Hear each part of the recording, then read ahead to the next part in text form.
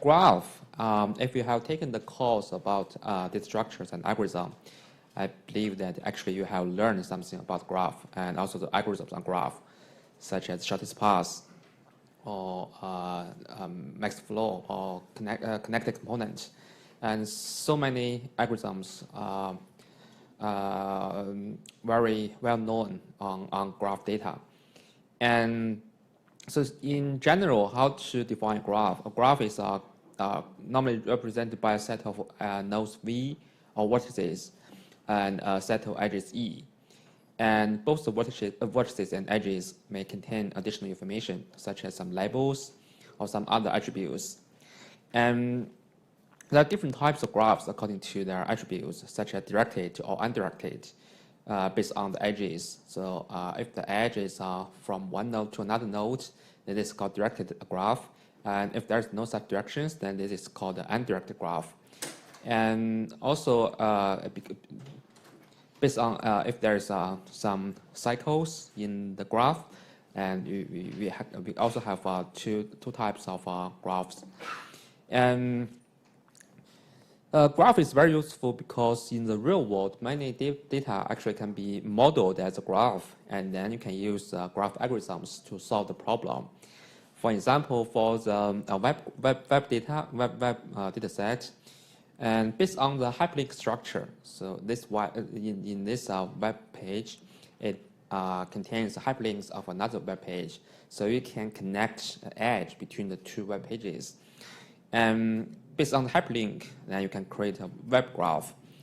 And for the computers on the internet, so based on the physical structure, how they are connected, you can also create a graph. And also for the public transportation, such as road networks or highway system, you can also use graph to model the public transportation. And also nowadays, most useful, most relevant to us is about social networks. Every day we are using our social network accounts to post some information, to share some information with others, such as in Twitter, Facebook. And in these social networks, so the people, the users are nodes, vertices, and the relationships between the users are the edges. So based on the behaviors of users, we can create a social network graph. And this figure is drawn based on the Facebook social graph. And you can if you are interested, you can see this paper. It's published by Facebook. So if you know, there's a very famous theory called 6 degrees of separation. So it means that in the world, and any people can be connected by at most 6 people. And then, for example, I know you, and you know some of your friends, and your friends know his or her friends.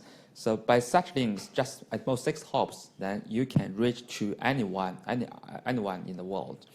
And according to the Facebook social graph, they reported that actually on social networks, it seems that the hops can be smaller.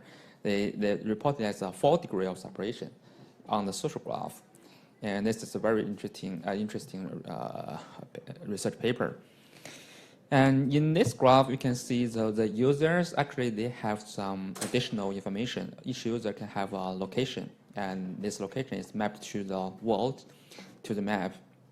And the edges between different users represent their relationships. If they are friends or they follow the other users, so we can create an edge between the two different users. And this graph is just built based upon this social graph. And actually, the graph has been studied for many years, maybe several centuries ago, about the graph theory. And for example, about this 7 bridges problem. And the problem said, okay, so given this is in a town, and we have 7 bridges, and now the problem is you are going to return to the starting point. You start from one point, and you are going to return to the starting point by traveling each link, by traveling all the bridges once and only once. And given the original problem, actually, you can see that this is not relevant to graph, but however, you can model this problem as a graph. So each edge in this problem, each edge can be used to represent one bridge. So 1, 2, 3, 4, 5, 6, 7. So 1, 2, 3, 4, 5, 6, 7. We have seven edges. And now the problem is that how you can traverse the graph, the edge in the graph once and exactly once, and then you can return to your starting point. And this solution has this algorithm has a very simple solution. You can easily identify if there exists such a path. If you can go from one point and then return to the starting point by traveling the edges in the graph exactly once, and you can try to think about this problem. But I believe that most of you actually already know this problem and also know the solution.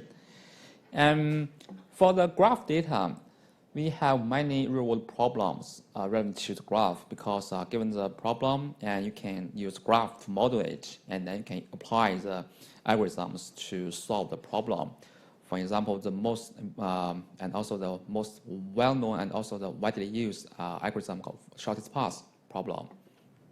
It can be used in such as in Google Map, right? So when you search in Google Map, from one point to another point, to one location to another location. So Google Map will return you the best route with the shortest travel distance or the shortest travel time. So that is based on the shortest path problem, because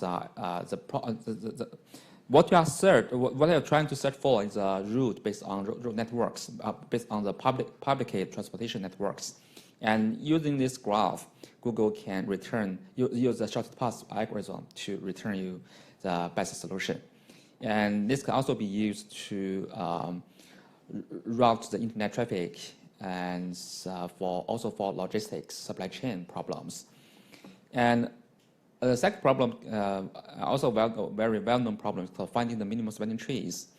And the minimum spanning tree is usually used to measure the cost of doing something within a graph. And the minimum spanning tree problem has two very famous algorithms, and they have both of them have complexity of polynomial time complexity. And in the algorithm course, I believe that actually you have learned the two algorithms for this minimum spanning tree problem. And similarly, finding max flow and identify some special nodes and communities. It's about community detection. For example, in social networks, and you are going to find some communities from the social networks. The community is a group of users, and these users are intensively connected to each other. So we call this a community. And some other, this problem is about bipartite matching. For example, in the Monster.com or Mac.com, they can use to match the males and females, and to provide a good recommendation for the users, and also a lot of other problems such as PageRank. So in Google, the search engine, the rankings is one most important factor is based on the PageRank score to rank the web pages. And what we will learn, we will focus on the first problem about the finding shortest path problem on graphs. And different from what you have learned before on the algorithm course, we focus on how to solve such graph problems in a distributed environment. So on a single machine, these problems can be easily solved. But the problem is that they cannot scale to large graphs. So assume that you are given a very huge graph, and this graph cannot be stored on a single computer. So the graph is distributed to many computers. And how you can solve this problem, and how you can divide this graph to different computers for the distributed computation, that's very challenging task, actually. And so first, I will use MapReduce to show you how MapReduce can be applied for solving the big graph problems. And later, I will show you another computing model also proposed by Google. And for graph analytics, here are some other some example applications, such as in general graph. you can do a lot of things. For example, how to count the number of nodes whose degree is equal to 5 is kind of a query problem, right? In database, it's similar to a database problem. You're given data set and you're given some predicates or constraint, and you try to use it, some operators to search in the data to find the results or find the diameters graph, which is a maximum distance between any two nodes in this graph. And for web graph, well, the most important application is about PageRank, how to compute PageRank scores for the web pages, because this can be used to rank the web pages in a search engine. For transportation network, about shortest path, or not just path, the flights, you can search in Sky Scanner. Similar to the Google Map, they also try to use graph to model the flights, and then use shortest path problem algorithm to find the cheapest, or the shortest the flight with the shortest travel time. Based on different criterion, then they can recommend you the best result. And now for social network data, and by modeling the social network as a graph, then the community detection problem algorithm can be used to find a group of users have similar interests, or they interact with each other intensively. And also for financial network, it can be used to find the paths connecting two suspicious transactions, can be used to detect fraud. And we have so many problems that can be modeled as a graph, and then use graph algorithms to solve the problem. So that's why we use one chapter to learn the graph data, how to represent graph data, and how to solve the graph problems in the distributed environment. So the graph algorithms typically involve, first, about performed computations at each node, and based on the node failures, edge failures, and local link structure. And the second behavior is about how to propagate the computations. It's kind of how to spread out the information or the computation from the node and edges to the other nodes and edges. And the two types of behavior you can think about, the first is something happens on the node, on the edges. And next is about how the node and edges will spread out the information based on the computation on them. And the key questions involves about how do you represent graph data in MapReduce. So now we first learn how to use MapReduce to solve the graph problems. In MapReduce, remember that the data format is key value pairs, right? So it means that you need to model the graph data as key value pairs.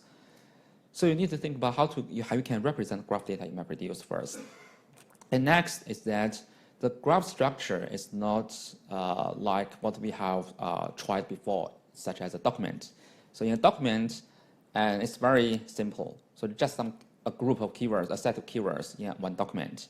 For example, in word count, or in the problems we have learned previously in MapReduce, such as creating the inverted index, the data, they are not connected to each other. So they are independent with each other. So that's why graph problem is much more complicated than the other problems, because the nodes in the graph, they are connected. So besides nodes, we also need to model to think about the edges. So how you can represent the nodes and edges in MapReduce, and then based on the representation, how you can traverse the graph. The two key questions is what we will learn in today's lecture. About how to represent graphs, think about the algorithm calls you have learned. There are two ways, right? First is use a matrix. Given a graph, we can create the so-called adjacent matrix to represent this graph. And assume there are n nodes in this graph, so we will use an n times n square matrix M to represent this graph. And in this graph, each entry Mij means that there is a link from node I to node J. So for example, here, this is a directed graph from node 1 to node 2. There's one edge. So in this matrix, M1, 2 will be set to 1. It represents that there's one link from 1 to 2. So that's how we can represent a graph using a matrix. The problem of this representation is that if this graph is sparse, then it means that there will be many entries with values 0, right? So there are lots of wasted space. This is not space efficient representation. But advantages is also very obvious because now you can use a lot of mathematical manipulations or operations to solve the graph problems. Actually, there's one research direction that just use the adjacent matrix to solve the graph algorithms. But the key problem is that for a large graph, if there are many nodes and this matrix n times n will cost huge space, and it's not easy to solve such problems in memory. But if you store such graph on disk, then it means that you need to load data from disk to memory. Then your algorithm cannot be very efficient. So that's one key challenge in such type of algorithms. And also the iteration over the rows and columns just corresponds to the computations on outlinks and inlinks. So for example, if you take one row for this node, for node 1, you can see that actually this is value 1, this value 1. For one row, you just get all the outlinks for this node 1. And for one column, for example, for node 2, this column, if you get this column, actually it represents all the inlinks of node 2. So if you are trying to do something based on the inlinks and outlinks, then you just need to fetch the rows and columns correspondingly. And that's why the iterations over the rows and columns will be very easy based on the matrix. But the major problem is about the space. So if the graph is not that large, then you can think about to use a adjacent matrix to represent this graph and also to solve the problem based on this matrix. And because of the space problem, and another way is called adjacent list. So we do not use a matrix to represent the graph, but instead we use a list. In this list, so each node will maintain a list, and this list contains the outgoing neighbors for this node. So for example, for the first node 1, the outgoing neighbors is node 2 and node 4. So in this list, we have 2 and 4 for node 1. And similarly, for node 2, we have 1, 3, 4. It means that there's one edge from 2 to 1, one edge from 2 to 3, and one edge from 2 to 4. So from the matrix to the list, we can see that the space is reduced significantly, especially when the graph is very sparse, when there are too many entries, 0 entries in the matrix. So the list representation is more compact and more space efficient. So that's the advantages. There's much more compact representation. And because now in each list, the list contains all the outgoing neighbors of one node. So the iterations over the outgoing neighbors, for the outgoing neighbors will be very easy. You can easily compute over the outlinks for one node. But the problem is that for inlinks, it's not very easy to do such computations. So in the matrix, in order to get inlinks, you just need to get the column for one node. Then you get all the inlinks, all the incoming neighbors. But based on the adjacent list, if you want to know incoming neighbors of node 1, and you need to go to the other lists. For example, this one, this one, this one, and then you know that, okay, 2 is pointing to 1, and there's one edge from 2 to 1, 3 to 1, and 4 to 1. So you get the incoming neighbors. But this means that this requires you to read the list for the other nodes, and therefore it's not very efficient to get if the computation is based on inlinks. Now, let's look at one real problem called the shortest path problem. And in this problem, because we have one starting node, so we call this a single source shortest path. So we're computing the shortest path starting from one node to the other nodes in this graph. And before moving to the MapReduce, so let's look at what is the problem, how the problem is defined, just have a review of your algorithm course and about the Dijkstra algorithm. The Dijkstra algorithm is the most well-known and widely used algorithm for solving the shortest path problem because it's very efficient and also easy to implement. So let's first look at the problem itself. Given this graph to you and assume that this is a source node, your problem is that it's to find the shortest path from the source node to the other nodes in this graph, and either to one node or to all the other nodes. But for the Dijkstra algorithm, it doesn't matter if you are trying to compute for one node or for all the other nodes. This algorithm always computes the shortest path from the source node to all the other nodes. And the shortest path and the shortest can be used to describe different attributes, such as distance. Well, it just depends on the edge weights in the given graph. It can be distance or the cost or some other attributes based on your own problem.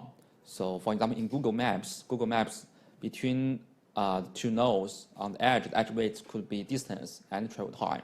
So that's why in Google, if you search for some routes, you can see some routes with shortest travel distance and some routes with the shortest travel time. And so that's a problem itself. And I'm not sure if you still remember the Dijkstra algorithm.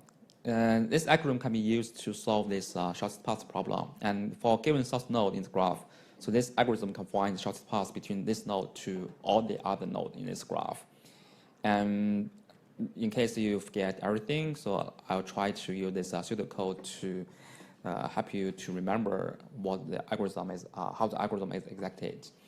So initially, remember that we are trying to compute the shortest path, the shortest distance of every node to the source node. So which means that each node in the graph will have a value. So this value, finally, this node will have a value, and this value is the shortest distance from this node to the source node. So initially, for all such values on each node, we initialize this value to the infinity. And next, we'll use a queue to organize the nodes in this graph. So each time, we will select one node from the queue. So this can be a min heap or can be a priority queue. And anyway, so this structure should be able to support this operation to get the minimum value from this queue. So we get a node with a minimum distance to the source node from the odd node in the graph. And next, so for this graph, for this node U, then we compute we get is adjacent list. So the adjacent list contains all outgoing neighbors. So from U to that node, there is edge. And for all the such nodes, we use adjacent list, use outgoing neighbors. Then we will compute a new distance for this node V. So because now we assume that now currently we know the distance from U to S to the source node. So now and there's one edge from U to V, and so we can compute the distance from S, the source node, to V by doing this, summing up the distance from U to S, which is du plus the edge weight between U and V. So this can be one possible distance from S to V. And it's possible that currently this node V already has a value, so which another possible route from S to V. And then we compare the distance obtained from U with the existing distance to see which one is smaller, which one is better. And the smaller one will be the better result and will be kept in for this distance for the distance of the node V. And you just need to do this operation iteratively until you process all nodes in this queue. So finally, you will get for each node you will get a value for which this value actually represents the shortest distance between the node to the source node. So using this graph as an example, let's look at how this algorithm can be applied. So initially, And this node, because this is a source node, so we know the distance of it, this node to itself is of distance 0, right? And for the other nodes, the distance will be initialized to infinity. And then in each step, remember that we have a queue. This queue is used to organize all the nodes. And each step, we extract one node with the smallest distance to the source node. So in this round, this one is the smallest one because the value is 0. So we get this one. And next, from this node, we get all its outgoing neighbors, which is stored in its adjacent list. So we can see it's this one and this one. From this node to this node, we have the edge weight 10, and from this one to this one, we have edge weight 5. So as a result, we can see this node can have updated distance to the source node, which is 10, and also this one has a updated distance, which is 5, which means, okay, from here to here, and the distance is 5. So we finish one round, and next round, we need to compute another node with the shortest distance, and we get that one from the queue. So next, we can see there are 4 nodes in the queue. It's 5, 10, infinity, infinity. So 5 is selected. So 5 is selected as a current best one, the current node. And from 5, we also compute the its outgoing neighbors, which is this node and this node and this node. So from here to here, we'll get new distance for this node, which is 5 plus 3, it's 8, right? And 8 is better than 10, so we will update the distance for this node, which means that now we have a better route from this node to this node, and 10 will be replaced with value 8. This is a better distance. And similarly, we also compute the distance for this infinity, for the 2 nodes with infinity distance. So this is 14, this is 5 plus 2, which is 7. Now we get this new result. This is in the next round. And in the next round, okay, from 7, 8, 14, so this node has the smallest distance, which is 7. And we keep the computation from this node. And this node has 2 outgoing neighbors, which is here and this and to the source node. And 7 plus 7, which is 14, is larger than 0, so we don't need to do anything. And we don't need to update the distance for this node. And 7 plus 6, which is 13. Now 13 is smaller than 14. We know that now. Previously, if you want to go from this source node to this node, you need to go from here, here, and with distance 14. But now you have a better result, which is from here, here, here, and this route has a distance 13. It's better. So you also need to update the distance for this node, so 13. And next round, we finish this round as well. And next round, from 8 and 13, we get 8 is the smallest one. So we keep update the distance for the nodes. From 8 to 1, to this node, we have a new distance 9. And 9 is better than 13, so we keep updating the distance for these nodes. Okay, so now we finish all the computation. Because all the nodes already get the shortest distance, then we finish the result. We finish the algorithm. And finally, the shortest distance between each node to the source node is, okay, from here to here is 8. And from this from source node to this node, the short distance is 5. And from the source node to this node is short distance is 9. And from this node to this node, short distance is 7. So that's how the Dijkstra algorithm is performed for general graph with a positive edge weight. So remember that the Dijkstra algorithm can only be applied to the graph with the positive edge weights. If there's negative edge weights, then you need to do some modifications for this algorithm. This algorithm cannot be applied directly. So that's it.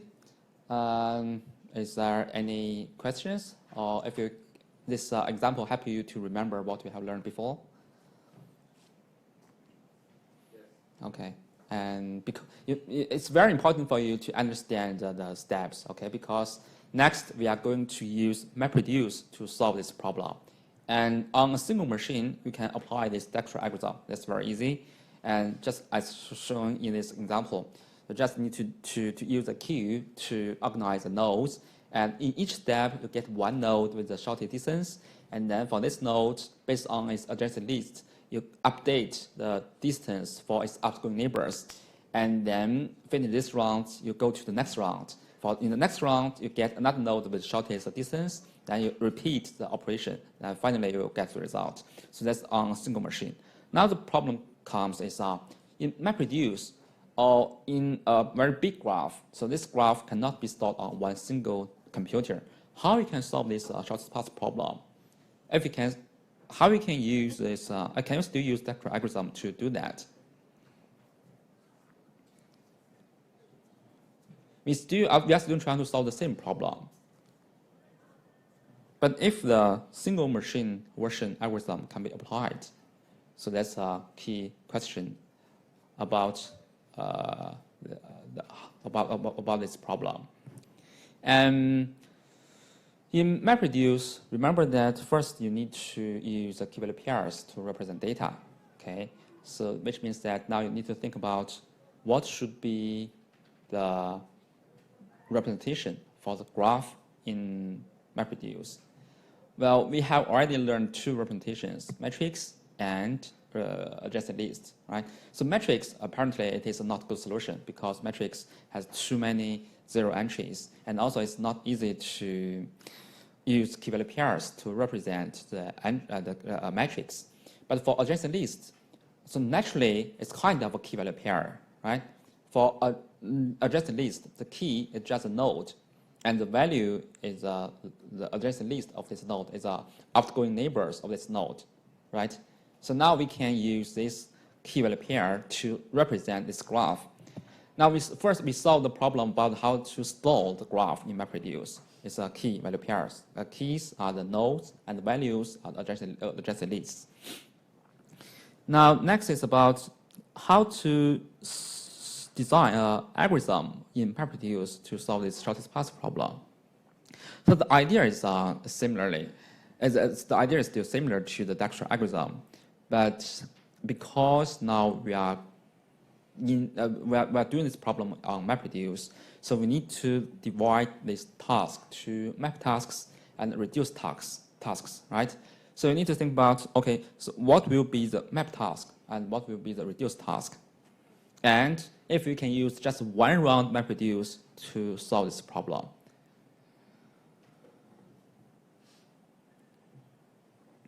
Now, we first consider a simple case for this problem. We just assume that all the edges have equal weight or have unit weight, or because each edge, the weight of all edges are of value 1.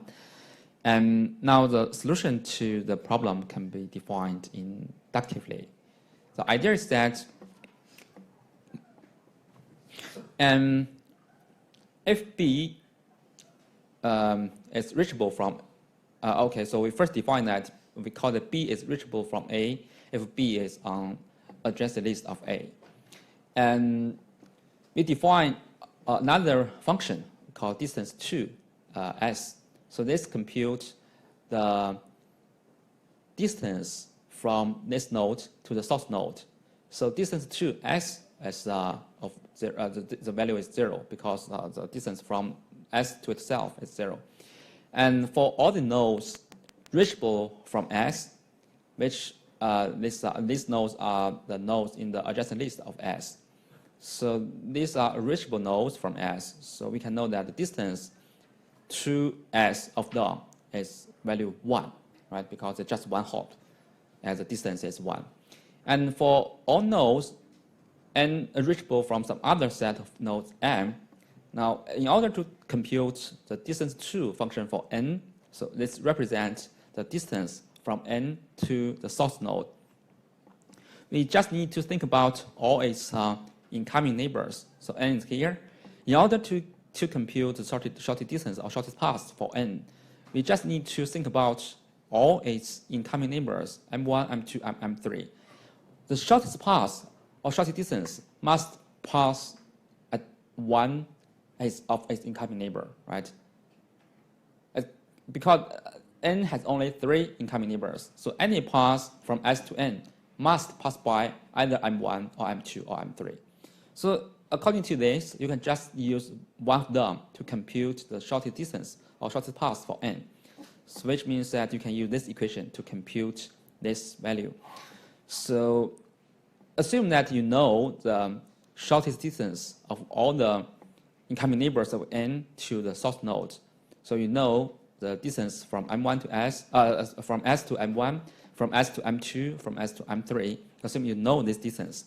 Then the shortest distance from S to N must be the smallest one from M1, M2, M2, M3 plus 1. 1 is from the incoming neighbors, one hop to the destination node N.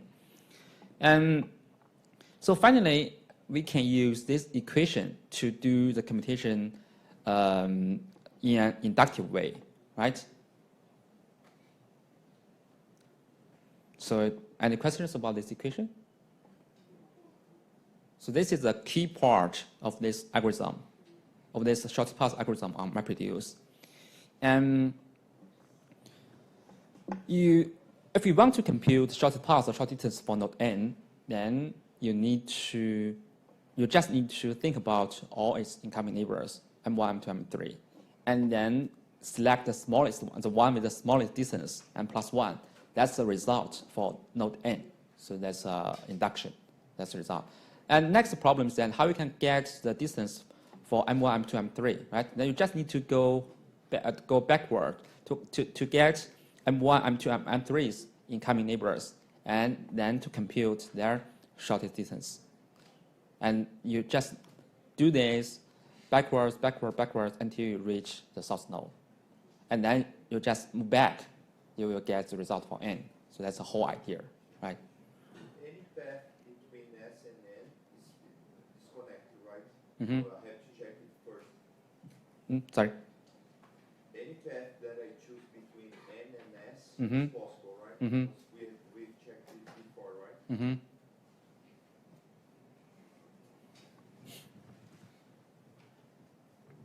Okay, now given this induction, we are able to design an algorithm for this shortest path problem on MapReduce. And it's called breadth first search called BFS, but this is a parallel BFS. And the idea is that assume that you are starting from the source node N0, and each round you are going to from N0 to one next layer. And in the first round, from N0, you reach to N3, N2, N1. And in the next round, you go from N1 to N3, and then you reach to the next layer, the next level, which is N4, N5, N6, and N7. And next from this layer, from this level, then you compute the distance for the next level, which is N9 and N8. So that's about BFS procedure. So from N0, you traverse the whole graph in a BFS manner, in a breadth first search manner. And then you are able to apply this induction to compute the shortest distance from the source node to all the other nodes. So the idea is that, okay, so from N0, now in this in the first round, because you know the adjacent list for N0, so the first round of BFS is that you know the distance for N1, N2, N3 is 1, 1, 1, right? And because you know the shortest distance of N1, N2, and N3, so you can also compute the distance for their outgoing neighbors. But for their outgoing neighbors, they may have multiple possible distance. Then you need to select a smaller one, the smallest one. For example, for N6, N6 can be reached from N4. So N4 can be reached from N3, can also be reached from N2. And in order to compute the shortest distance for N4, you need to get all these possible distances. And then the smallest one is a shortest distance from N0 to N4. And each round, you will fix the shortest distance for the node in this layer. And then based on the known result, you can expand your computation to the next layer. And then you can make sure that the next layer, the nodes in the next layer can be computed. So you just expand your computation one layer, until you reach to all the nodes in the graph. So that's a basic idea of this parallel BFS algorithm for the shortest path problem. Okay, so from the intuition to implementation in MapReduce, let's think about what we need to do. The one tricky part here is that I have actually asked the question before, as if you are able to solve this problem, just use one round MapReduce. And you can see that you need to do, so in the single machine version, the Dexter algorithm, you need to do iteration over all the nodes, right? And the computation is based on the result of the nodes computed previously. In MapReduce, if you just use one round MapReduce, it's not possible to find the shortest path for these nodes. You are only able to find the result for one round, from one layer to another layer. So that's just what you can do in one round MapReduce. So that's why in this problem, you need to have the chained MapReduce design pattern, which means that the first round, you have one map and reduce. And this round, map and reduce just compute some partial result. And then based on the result of this round reducer, you need to start on the second round, map and reduce. And in the second round, map and reduce, that mapper will read the input from the output of the reducer in the previous round, and then do the computation further. And this will be this will be repeated until all the results can be obtained for all the nodes in the graph. So that's a tricky part in this kind of algorithm design for this shortest path problem. And also for many graph algorithms, it involves such iterations. Okay, so let's go back to how to solve this problem in the MapReduce. In MapReduce, so I guess most of you are still not clear about how to use MapReduce to solve this problem, right? Currently, what I have introduced is just about idea, about intuition, about hints for designing MapReduce problems, MapReduce algorithms. But because this is on graph, and so we have some new challenges, we have some new difficulties. So now let's look at how we can solve these problems, how we can address these issues. So remember that we are based on this induction. So if you want to compute this node, the distance for this node, you need to go back to his incoming neighbors and then do this iteratively. And by applying that induction, so we use this parallel BFS, just as shown in this figure. So we expand your computation from one level to another level to the next level, and then until all the nodes are computed. So for MapReduce algorithm design, first data representation, we use key-value pairs. So at the site, we just use address matrix, address list. So address list, in the address list, the keys are the nodes, and the values are the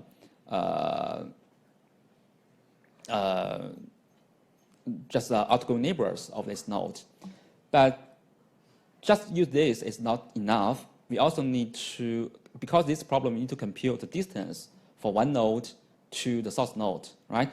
So it means that we also need to store a value d for each node.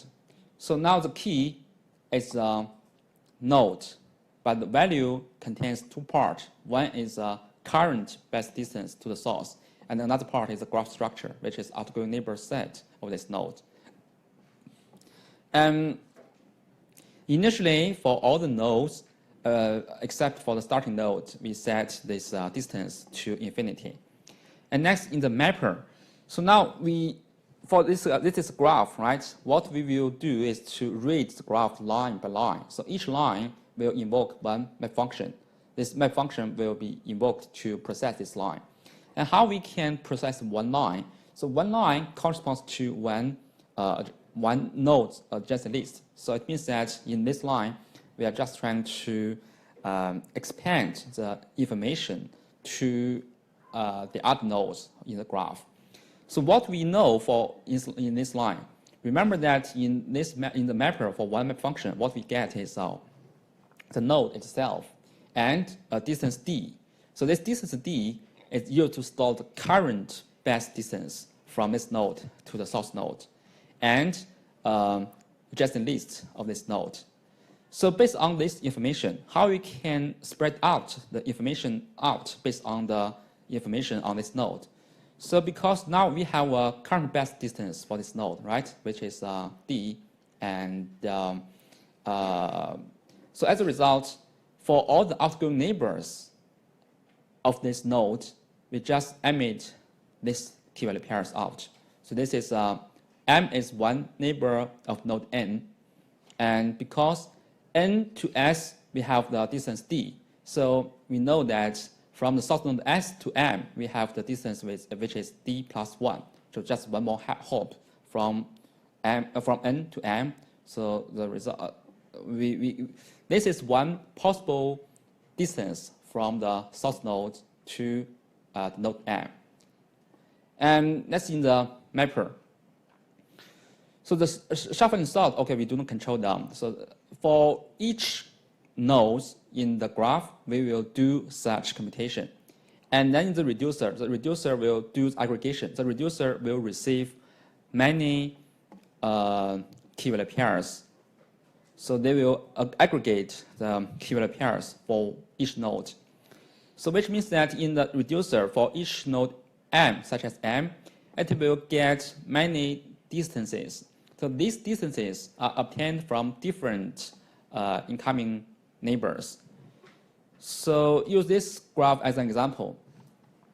When we reach node m1, and in the mapper, we will emit one key-value pair with n with a key and d1 plus 1 as a value for n.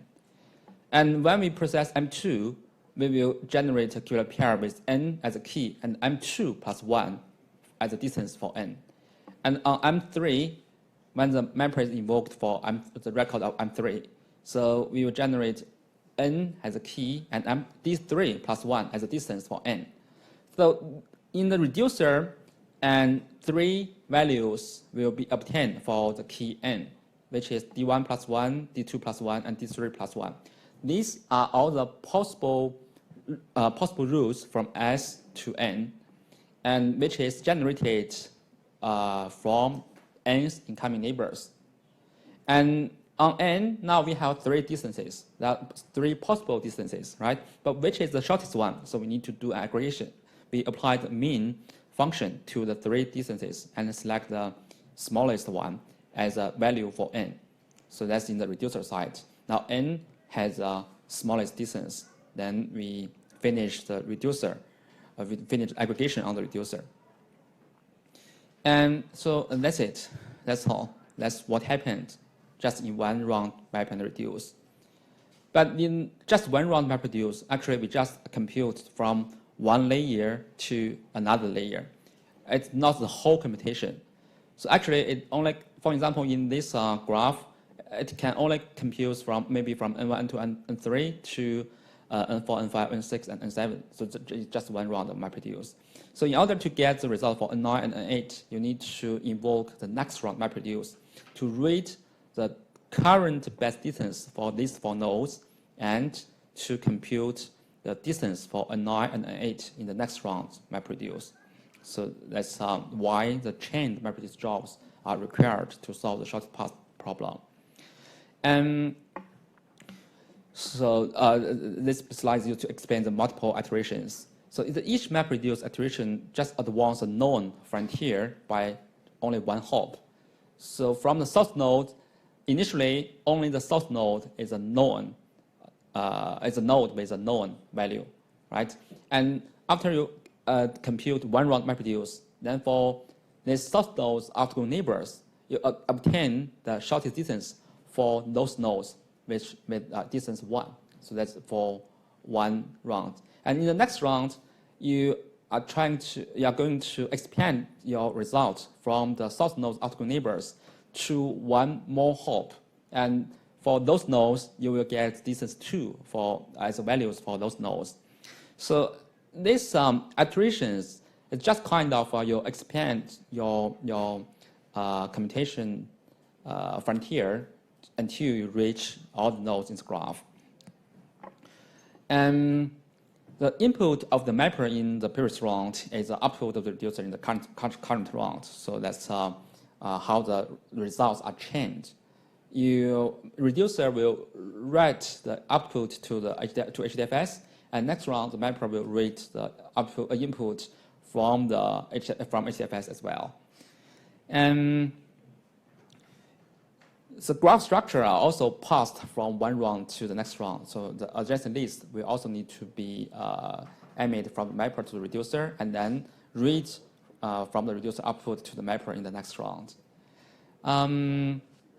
So I still think it's still not very clear, and so that's why I will use an example based on the graph to explain the idea step by step. I think that will be more helpful for you to understand this algorithm. Okay, but anyway, so I can show you the pseudocode first. The pseudocode is that just for this equal edge weight problem. And we also do not compute the paths, we only compute the distances. And in this pseudocode, we have mapper and reducer. So in the mapper, the key is node ID n, and the value is a complex data structure. It contains distance from this node n to the source node, and also contains adjacent list of node n. And so first, this is used to pass along the graph structure. So this is necessary. I'll explain later. And this is used to expand your search area, expand your computation, expand your known frontier. So based on the node of n, you know the distance for n, right? So for all the outgoing neighbors, m, and you will generate a possible distance for node m, which is d plus 1. And in the reducer side, node m will aggregate the distances from all the incoming neighbors of m, and then you select the smallest one, and also compare with the current distance on m, and select the smallest one as a current shortest distance for node m, and you write these results to HDFS. So that's just mapper reducer. But you need to do this mapper reducer in multiple rounds to get the results for all the nodes, because as explained in the previous slide, just one round map and reduce. It can only expand your search frontier just one more hop. You cannot compute the result for the whole entire graph. And finally, the final problem is that how you can stop your iteration, because this is multiple round of map reduce is required. Then you need to think about how to stop this iteration. And on the equal edge weight, so this is very simple. It just to it depends on the graph diameter. It depends on from the source node to the furthest node in the graph, and what is the distance between the two nodes. And if there are 6 nodes, then there is if this distance is 6, it means that at most 6 round is required in this MapReduce job. And in the equal edge weight problem, so when node is first discovered, it's first matched, is first processed, actually we already found the shortest path for this node. So as a result, that's why this is the round of the required in this problem is equal to the diameter of this graph. And so which means that on the social graph, if there is a 6 degree of separation or 4 degree of separation, which means that no matter how large the graph is, we just need 6 or 4 MapReduce jobs to get the shortest path for all the nodes. So that's a good part of this algorithm because it depends on the diameter of the graph. Okay, so I know still many parts are not clear to you. So later I will use an example to show the detailed steps in each MapReduce round, which will help you to better understand how this algorithm is executed in MapReduce. So let's have a short break first.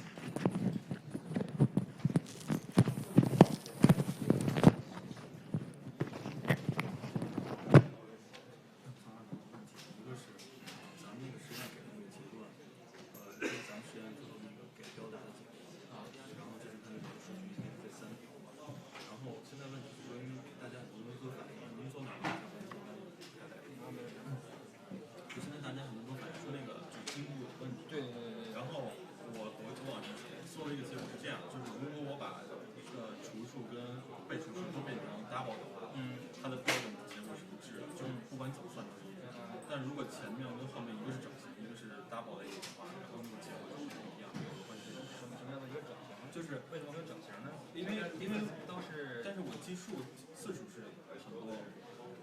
你是说哪里是整数？就是后面，比如说我这3个数加一起是 double 在一起的，对。但我次数是3次，我要换平均的话是3。如果3是整形的话，出来就是这样的。但如果我把它整成 double 的，就变成这样，而且是一致的，就不会出现有不一样的情况。不，你可以试一下，就如果你给我看了一块那个 code， 自己写 code 对吧？要换 order 的话就会有问题，是吧？只要换了顺序，它就是 combine 的时候，它的顺序会变。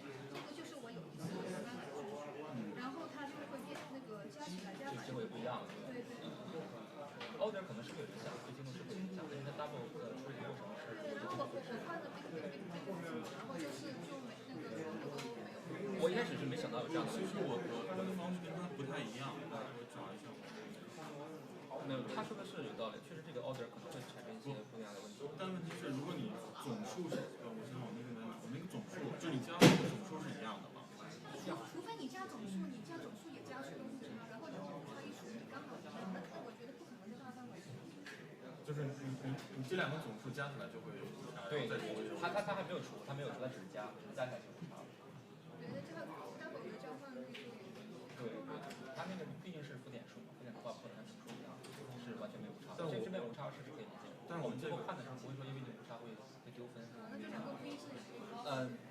如果是就像你说的那个结果的话是没有关系，肯定就一看就是如果用这个什么出来2个一样的。但是我不确定最后的，因为我们最后评论的时候应该还是用 double 来看的。不过如果是应该这个的话，应该问题不大。直接用 round 一下，保留4位或者2位，然后这样做到他们也好看，就直接递上。不然的话有道理。不然他每个人都但是演去看只保留4位可能也不够，因为可能还是会有问题。这个地方我用那个 big 就会出来这样，就是说它全部的就不会出现这种0.00，就全部都是。还是有。等于正负少。不好意思，这边还是有。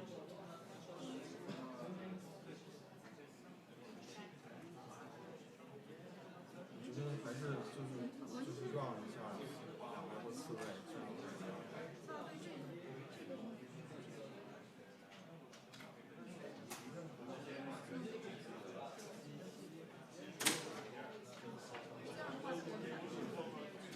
然后最后一个是那个3对，但这样的话比我的更精准。因为我是用 double 还是用 double rifle 做的。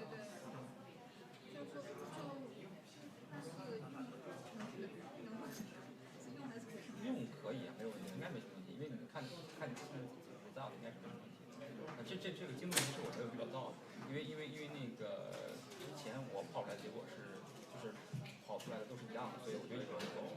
但是可能大家的做法不一样，可能会有一些数据上的不同，这是我没遇到的。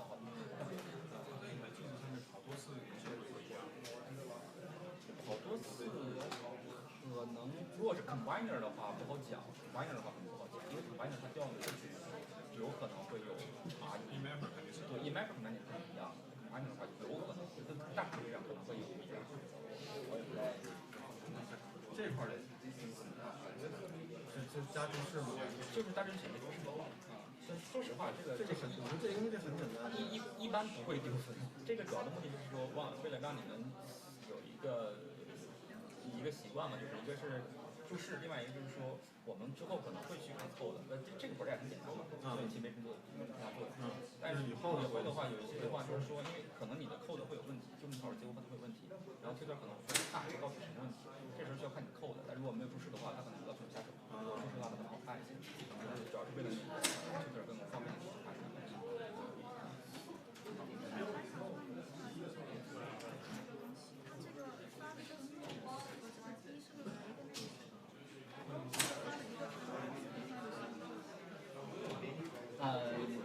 怎么说呢？其实我后面再给你们看一个，你咱们扫的人看到，你可以认为它是同一个类型，也可以认为它不同类型，看你怎么处理。这里一个意思就是说，我一部分是发出来的是它的这个 graph structure， 我是把这个是例子扔出来，然后这个呢就是只是把 distance 扔出来，然后在 reducer 这边呢是把这个 graph structure 和 distance 都合在一起，然后再把它们再合起来，再合成一个最后的一个 distance 加上一个 graph structure。hash 的话都一致。然后或者是说你是用一个自己写的一个 pair class 也可以，这个 pair class 包含 distance 和一个那个 address distance，这样的话你最后扔的时候，这个 distance 就可以生成一个任意的值，然后你就把这个 distance 保存它。然后这边的话就只是说那个 distance 这边是然后这边是大的，这样就是一个。在分布式系统中 map class 和 reducer class 是只实例化一个吗？没有说实例化一个，就是每一个 mapper 和每个 user 都是在一个都是在 JVM 里面有一个那个 thread 跑出来的。因为我是发现，在那种写那种 map combiner 的时候，就是我把那个 hash map 写在了 map 对，然后他发现它就一直存在这边。它只是存在一个被分配到的，就是我之前那个说这里面有这个 flow 是每个 mapper 会分配一个这个唱，对，然后这整个东西会分成几个唱，然后你这个 mapper 里面这个 map 是为了这个唱，它一直存的话就是这些它分到的数据，然后直到这个整个它分到这个数据上，然后把它看出来一样。那如果说有多个唱，比如说你的数据只有2个唱，那么其实你这2个是在有2个是在。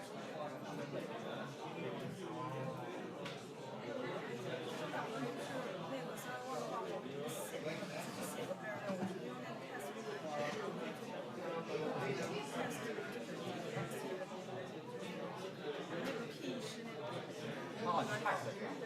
哦，这个应该没有。然后我说你的 p 是 text 啊？不是 p 是一个 variable， 然后那个就是比如说我把那个你跟 pair 是那个没有 pair，就是长了一个 text，咱们这分一下就可以了。对，中间加个空格，加个什么？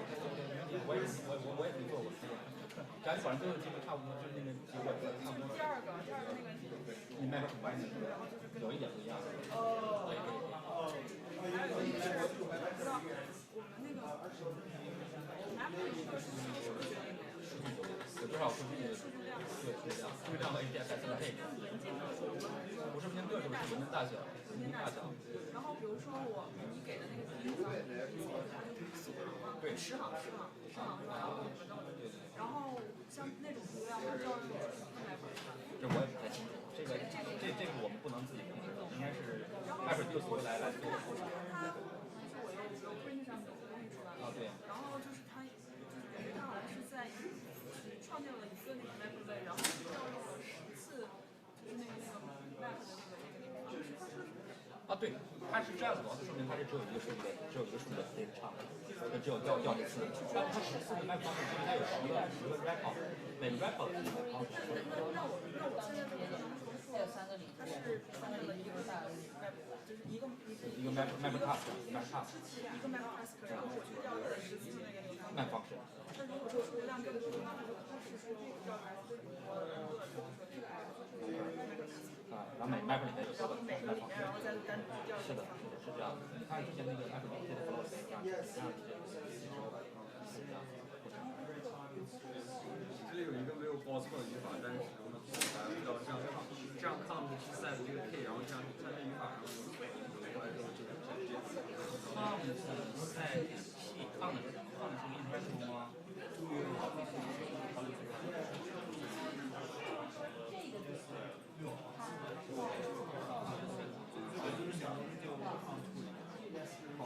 然后你说有一个，对啊，你报错嘛？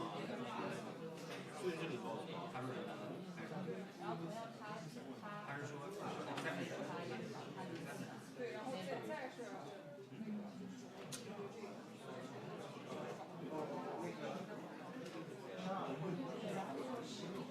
还有一个在这现在是看不太这儿的问题。那个因为这个 mapper 的 output 的不是在上面记时候，你的 mapper output 跑不了那种。对啊。所以你在这个下面也是一些招呀。只有写 set map output 你要这样，你要有些那个 set map output 啊，这儿要写上。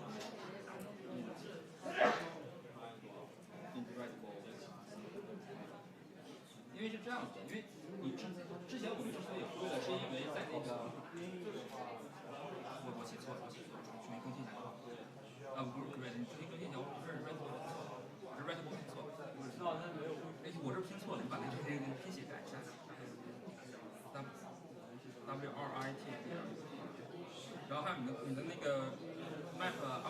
value class 要改成你的那个 pair class 就可以了。map output value class，对，因为你这是 pair 嘛。我们之前给的例子里边，但是你没有在照本去 configure 这个东西，所以它会报错。你在这儿改，再加一行。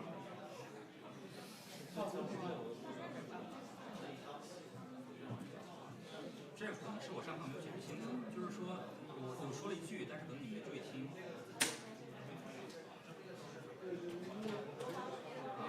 这个的话，之前的 set up to key class、set up to value class 是用来设置 reducer 的输出 key 和 value 的。我们之前之所以没设置这个呢，是因为之前的 mapper 和 reducer 的输出是一样的，所以 by default 的话，它就是会用这个去 match mapper output。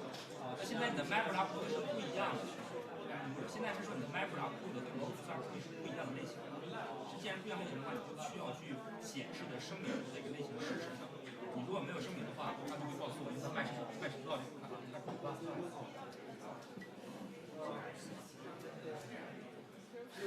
64张。这个是刚才那个点对吧？对。然后它是插的那一块那个类型和。对。那这个大的那一只有点一点是什么意思？这个不只是我来说，这是一个complex的 structure，在这里面是那个 pair class， 这里面包含了两个东西，一个是包含了 distance， 一个是包含了 resistance。这个大 N 实际上是两个东西。那就是说我这个章里面我有最短的那个路，最短的那个 distance， 但我们还没有全路，我们只从那个距离。最短的 distance 和它整个的点的 distance， 对，就是它收的那个点。对。当前那个小的这个 neighbor 还有最短的。对，还有最短的距离。就只有那一个最短的距离，然后给 D， 然后再把那个当前的跟这个 D， 这个 N 其实是为了把这个 graph structure 扔，是把它的 resistance 扔到 reducer 里面去。这个为什么要把这个也要扔出来？是因为我们刚才说这个是要多轮的。如果你这个不放到 reducer 里去的话，这个信息丢失了，然后你下轮再带出来跑的时候，都从 reducer 里读不到这个信息。所以的话，这个还是要在从 map 到 reducer， 然后 reducer 到 map， 一直这么的传出去，是这样的一个过程。这个 reducer 还有到 map 里面去。没有到 mapper 里面去 ，reducer 把输出写到 HTML 上，就这样结束了。然后可以下一轮的话，这个 map 继续在做，那这个 map 从同一个位置 reducer 到同一个位置，然后继续在做。那也就是说，它比如说当前点然后就是 reducer 输出了以后，下一个 mapper 做的是选择最短的。下一轮在做的时候，还是把所有的点都要处理，它还是 mapper 是没有办法决定哪一行它是把所有的都要处理，还是要一个人。当然不是说一个它还是分开的，分别是，还是没有处理的过程还是一个过程。但是因为你现在的话，因为有一些点它的中心它是上面的框，而是你在做的时候，像把这个从这一个层，然后扩到下一层，然后这一层做到之后，然后又再做到这层，然后在下面来说就从这一层再往下一层，又往下一层做，就这样一层一层一层做下去，然后最后到所有的做完，然后这样一个过程。一会儿会有一个例子，那个例子我会让你更清楚看一下。combiner 就是不是这个里面有个 T 就是自动把相同 P 的那些 values， 就是把相同 P 的那些这种段全都传到一个部位的是这样写的。没有说传到 combiner 和 mapper 是在同一个地方，一个 mapper 有一个 combiner， 它没有一个传的过程。就是说 mapper 会生成一些 PLS， 然后 combiner 会被调用去把这些 PLS 去挖一些。对，它不是，就是 combiner 读进来的不是那个 mapper 输出的那个。是 mapper 输出。然后就是说，因为我在里边写的就是直接就是把相同 P 的那些相加之类的，对吧？然后有更新它。对。那就是我也没有处理，那哈杜它是怎么处理？就是是不是哈杜会知道它相同的 P？ 这边它还会有一个结果，它不是在让你 combiner 处理。combiner 其实是从也就是 class extend 出来的，对吧？你要 extend 就是 class，它还是要它的接口是很像的，所以它还是说说，就是 MapReduce 会把那个项目的一些 key 来这儿不用关系，那大概只不过是 local 类的数据情况，对，这种 key 为主。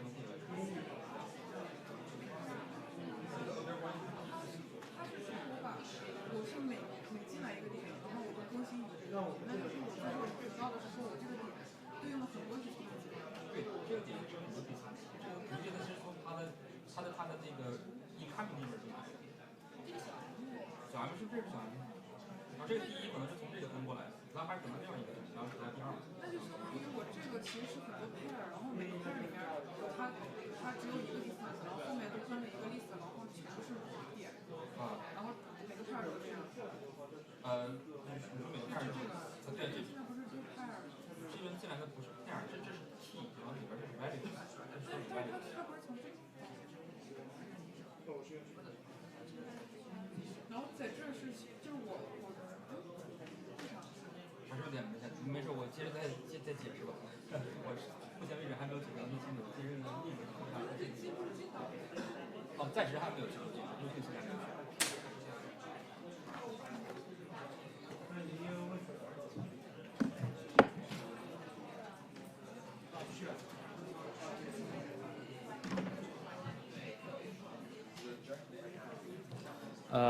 Sorry. Okay. Let's continue. I know that actually currently only the idea is explained to you, so many parts are still unclear to you.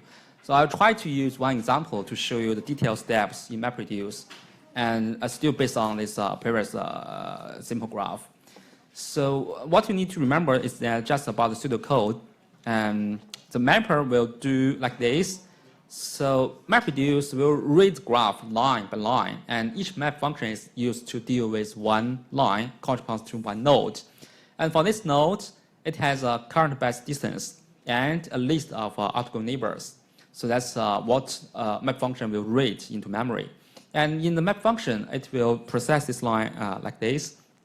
So first, it will get the current distance from its node to the source, from the source node to the current node, and then we'll pass along the graph structure to the reducer.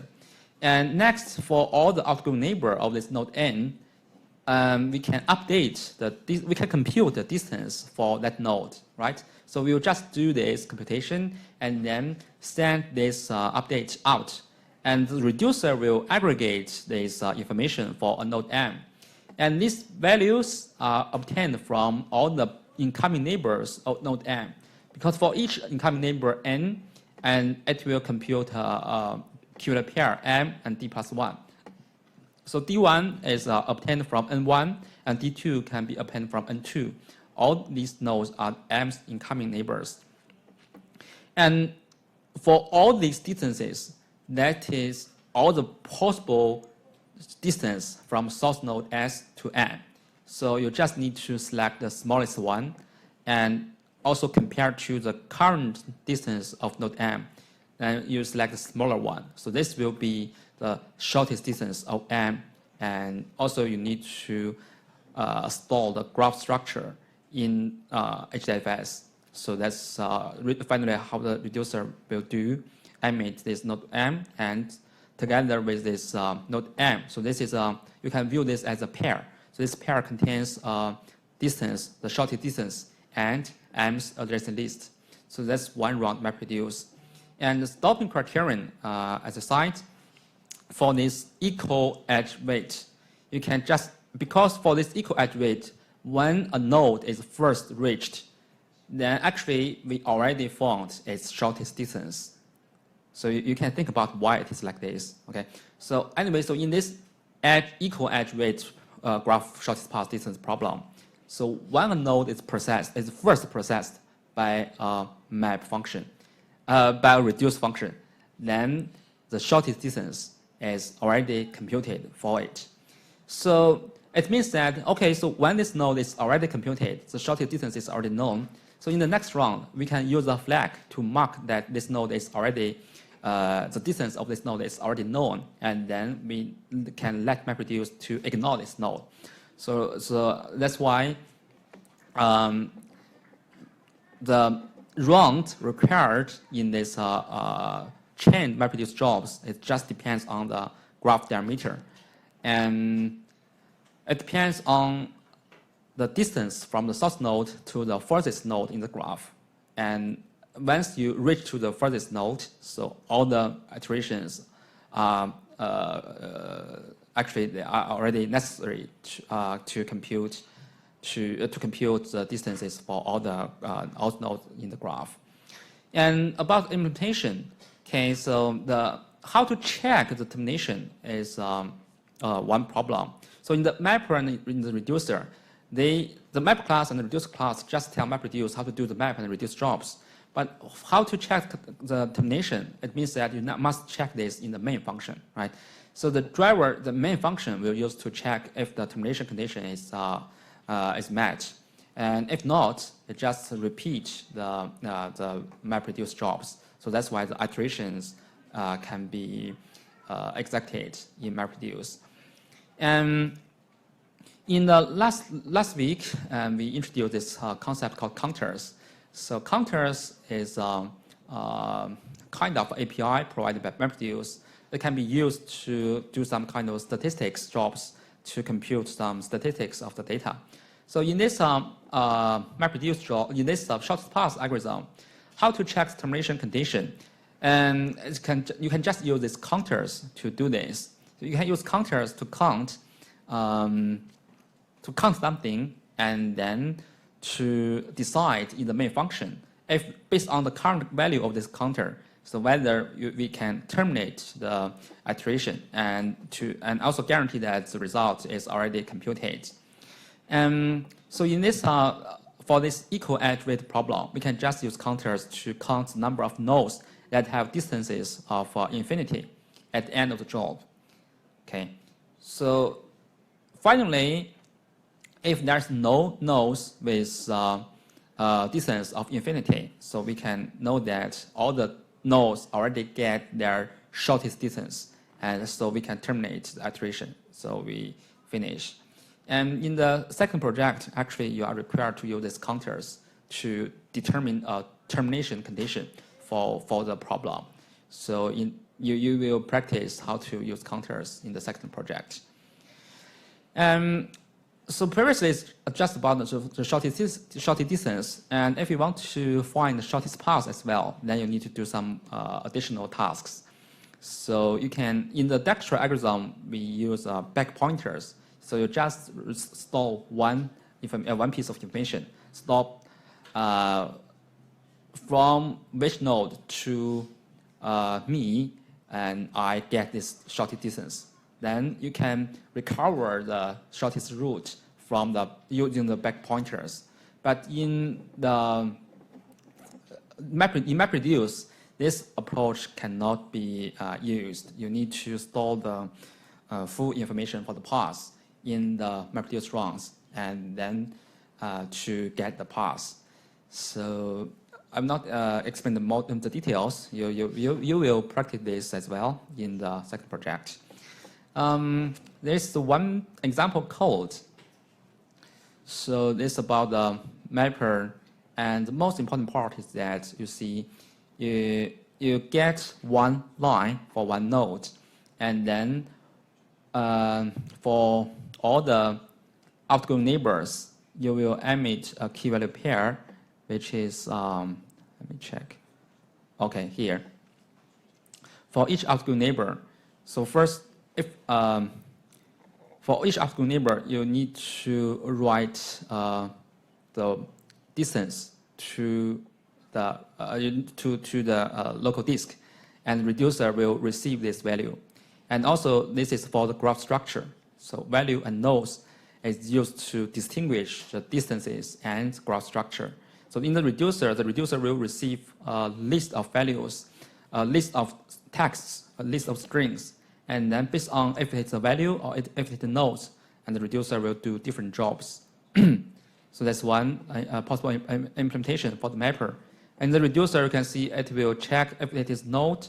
So if it is node, which means that it is an adjacent list for this node, and we just need to record this information. And if it is values, which means that we need to compare, we need to find the smallest distance. So we will compute minimum value from all the distances that we obtained. And finally, we write the key and the current shortest distance, the shortest distance of this node, and also the graph structure to HDFS, so that we finish one round of MapReduce. We can go to this GitHub node web page to see the sample code. So this is only used for just a very simple example code, and it's not a very good design. So first, because it uses texts to wrap the nodes and values, and you need to decode the information in the reducer. And another thing is that it does not use counter to determine the termination. And this example uses a very brute force approach to determine if you can terminate. It computes the difference between the result of this round and the previous round. And if there's no difference, so all the records are the same, and it means that there's no update. And if there's no update, then you can terminate the iteration. But that's very inefficient because you need to read the data from disk. And you also need to keep track of the result in the previous round, which is not efficient. So that's why the counter should be used to determine the termination. Okay, so that's for the equal edge weight case. So now look at a more complicated case. That's when the graph has weighted edges. So the edge weights are different, are not unit weight. So we still have the same setting. We have graphs, and we are going to compute the single source shortest path problem. And the edge weights are positive, not negative. So what we need to update, the first update is very simple, right? Because previously we used d+1 to update the distance for the outgoing neighbors of this node. But now because the edge weight is not 1, so which is w, so you need to change this to d plus w. So that's in the mapper. And in the reducer, and you just do the same thing. Because you get many values for this node, which is from different incoming neighbors. So you need to select the smallest one as a shortest distance for this node. But the problem is that you cannot use the same termination criterion for these weighted edges. The termination behavior is very different. So previously for the equal edge weight, the reason is that when a node is first discovered or is first processed by the reducer, we guarantee that this node already has its shortest distance. So that's why this node, if the node has been processed, in the following round, we can just ignore it. We can tell MapReduce that, okay, this node already has known distance. You don't need to process it. But in the weighted edges case, this is not true. When you reach a node and its node is first processed by reducer, it does not guarantee that this node already has a shortest distance. You only have the current best distance based on the nodes you have processed. But there are some nodes you haven't been reached. And it's possible that by going through those nodes, then you can get a better distance for the current node, or for this node. And the reason is like this. So assume that this is what we are doing now. So from S to P, and then so this is the search frontier. Remember, this is a BFS procedure. So assume that P is a current process node, okay? And now from P to R, so we know that from S to P, we know the distance, right?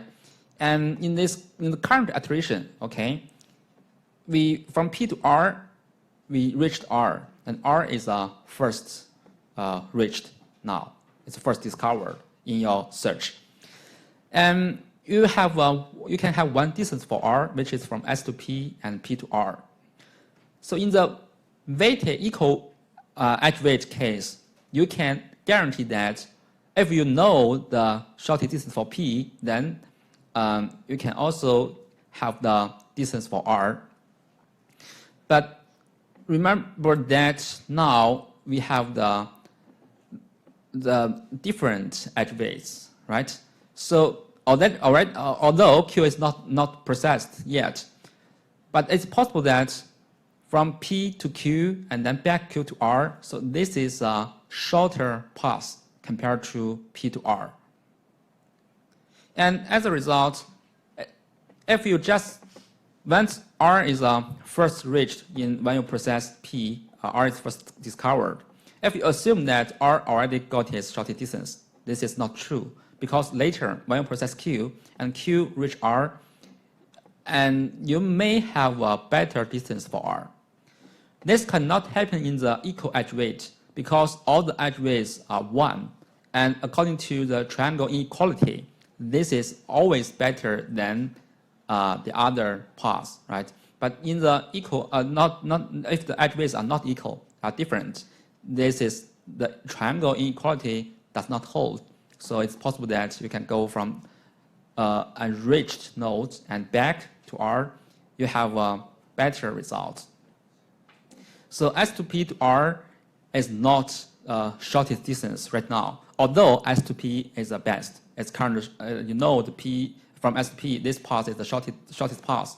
But it does not mean that from S to P to R is the shortest path for R, because it's possible that by a further unprocessed node Q, and you can get a better path S to P to Q and back to R.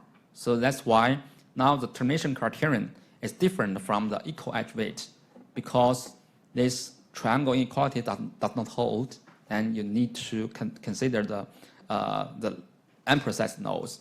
So the shortest path from the source S to node R may go outside the search frontier. So that's different from the case in the equal edge weight graphs. And we can't find the shortest distance to R until all the other nodes are processed.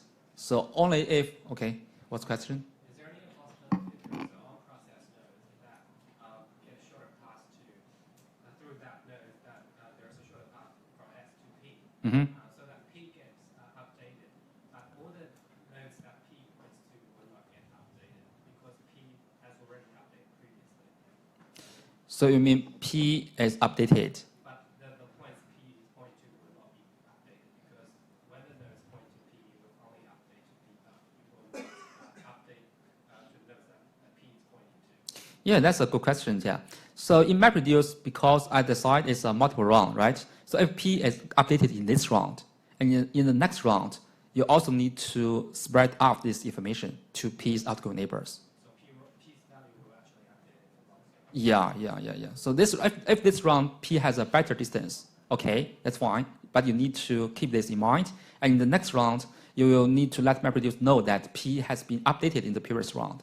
So in this round, P need to be processed again. And the value for P, the new value for P need to be spread out to its optical neighbors. So its optical neighbors, the P's optical neighbors will also get better shortest distance. So as long as P get updated, all the neighbors P is pointing to will get updated. That round has to be updated, right?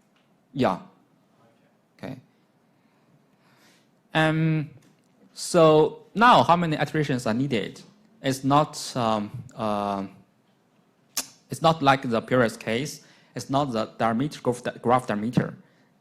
In the worst case, it might be as the same as the number of nodes in the graph. Okay. So for example, let's look at this graph. If it's equal edge weight, so that's very easy. Assume this is not 10, this is 1.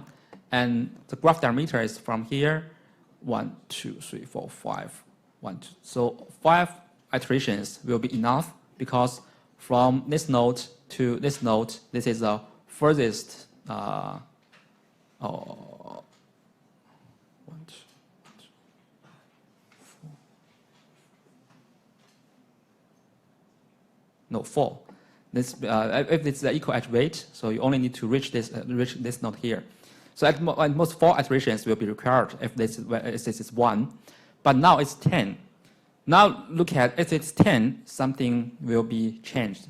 So in the first round, okay, it's from N1 to N6 and N2. So N2 got 1 and N6 got 10. Okay, and in the next round, okay, N6 will propagate its distance to its optical neighbors. So this get 11, 12, 13, right? But later, you reach N6 from this path, and this path will get a better distance, which is 5. So 5 is better than 10. So which means that actually the previous update for 11, 12, and 13, they are not the shortest distance for these nodes. So you need to update the distance for them because N6 is updated. So that's about your question, right? So N6 is updated. So it means that further in further steps, this better distance for N6 must be propagated to its optical neighbors and to the first optical neighbors. And in this problem, which means that the iteration required should be from here to here, here, here, here, here, as well, N1 to N6. And then N6, because distance is updated, you also need to propagate this from N6 to N9. You can see that actually in this problem, 8 iterations is required because you need to propagate the distance from N1 to all the nodes. So in the worst case, it's not the rounds required is almost as most as the number of nodes in the graph. So that's a worst case. But in the equal edge weight graph, so it's only about graph diameter. So the longest distance between between the source node and the other nodes in the graph, that's about the equal edge weight. And how to check the termination? Again, you cannot use the. So here, you just need to count if there's some nodes with infinity distances. And if there's no nodes with infinity distance, you can terminate. That's for the equal edge weight. But here, it's different. Because maybe you find that all the nodes have some values, have some distances. But the problem is that actually they haven't got their shortest distance. So you cannot terminate now. You need to further propagate the updates until there's no update in the graph. Then you can guarantee it is finished for the shortest path computation. So anyway, so let's look at a real example. I think this is more useful for you to understand this algorithm. We still use this graph, okay? And that's from scratch. In this graph and how we represent this graph, we use this adjacent list. And because we are also going to compute the distance, right? So we also need to have a value to represent shortest current, to represent the shortest distance from this node to the source node. So that's the graph we have. And initially, because this is a source node, so the distance is 0. And for all the other nodes, it's infinity. So that's the input graph. Okay. And now let's put this graph in MapReduce and to let MapReduce to perform the search, to perform the computation. And in first iteration, so remember that all these lines will be read from HDFS into a mapper, okay? So each line will invoke one map function. Okay? Each line will be processed by one map function. And in the first iteration, actually, it is unnecessary to process these lines, right? Because their distance are infinity. So if you do the computation for these nodes, which means infinity plus 1, so it's still infinity. It's not necessary to process these lines. So which means that in the MapReduce, you can tell mapper to process only the nodes with distance not equal to infinity. So that's in the mapper. Okay, anyways, let's look at the first iteration. We get the first source node, which is this line with distance 0, and its outgoing neighbors is n1 and 2, and with weight 10 and 5. And what we will emit, according to the pseudocode, we will emit the following key value pairs. The first is about n1 is outgoing neighbor, and with distance 10 for this, right? And n2 with distance 5, right? And also the adjacent list also need to be emit, because the graph structure need to be sent to the reducer, which will be required in the next round MapReduce. So that's in the mapper. That's very easy. It's kind of we propagate this distance out to its outgoing neighbors. So 1 get distance 10 and 2 get distance 5. Now, what the reducer will receive? The reducer will receive the following key value pairs. It's n1, 10, and 2, 5. And S will receive the okay, so in this example, we just send out the whole part, the whole pair, both the distance and the adjacent list to the reducer. So the reducer will receive these key value pairs. The key are the nodes, and the values are computed based on these nodes' incoming neighbors. So if you also process the other lines, and if you do not tell MapReduce to skip these lines, then these lines will also generate some result, but this result will be not useful, because for example, for this line, n1 infinity, n2 2, you will generate n2 and infinity plus 2, which is also infinity. But infinity, this distance for n2 is not useful, right? So although you have n2, 5, infinity, infinity, and those infinity values are not useful for computing the distance for n2. So that's why they can be ignored. They don't need to be processed by the mapper. So, okay, now let's fall in the reducer side. The reducer will receive these key value pairs. So the reducer will send out this. So the S is not changed. This line is not changed. But N1 and N2 will be updated. So previously, N1 is this. So the distance is infinity. N2 is infinity, right? So now N1 will get a new distance, which is 10. It's larger than infinity. So infinity will be updated. And N2 will be updated as 5. And so now the new file stored in HDFS is S0, this, and N1, 10, this, and N2, 5, this, and N3 and N4, they are not changed. They are, because N3 and N4 are not haven't been touched in this round. Okay, so let's see what we get in the current round, and the output of this round will be the input of the next round. So in next round, what will be the input? Remember the 3 lines and these 2 lines. But as a side, because these 2 lines only have infinity distances, so you can ask the mapper to skip the 2 lines. So although they are read into memory, but you can just ignore them. You emit nothing. Okay. So for simplicity, we only consider the new generated line, the updated lines, the N1, N1 and N2. Okay. So that's input for the next round.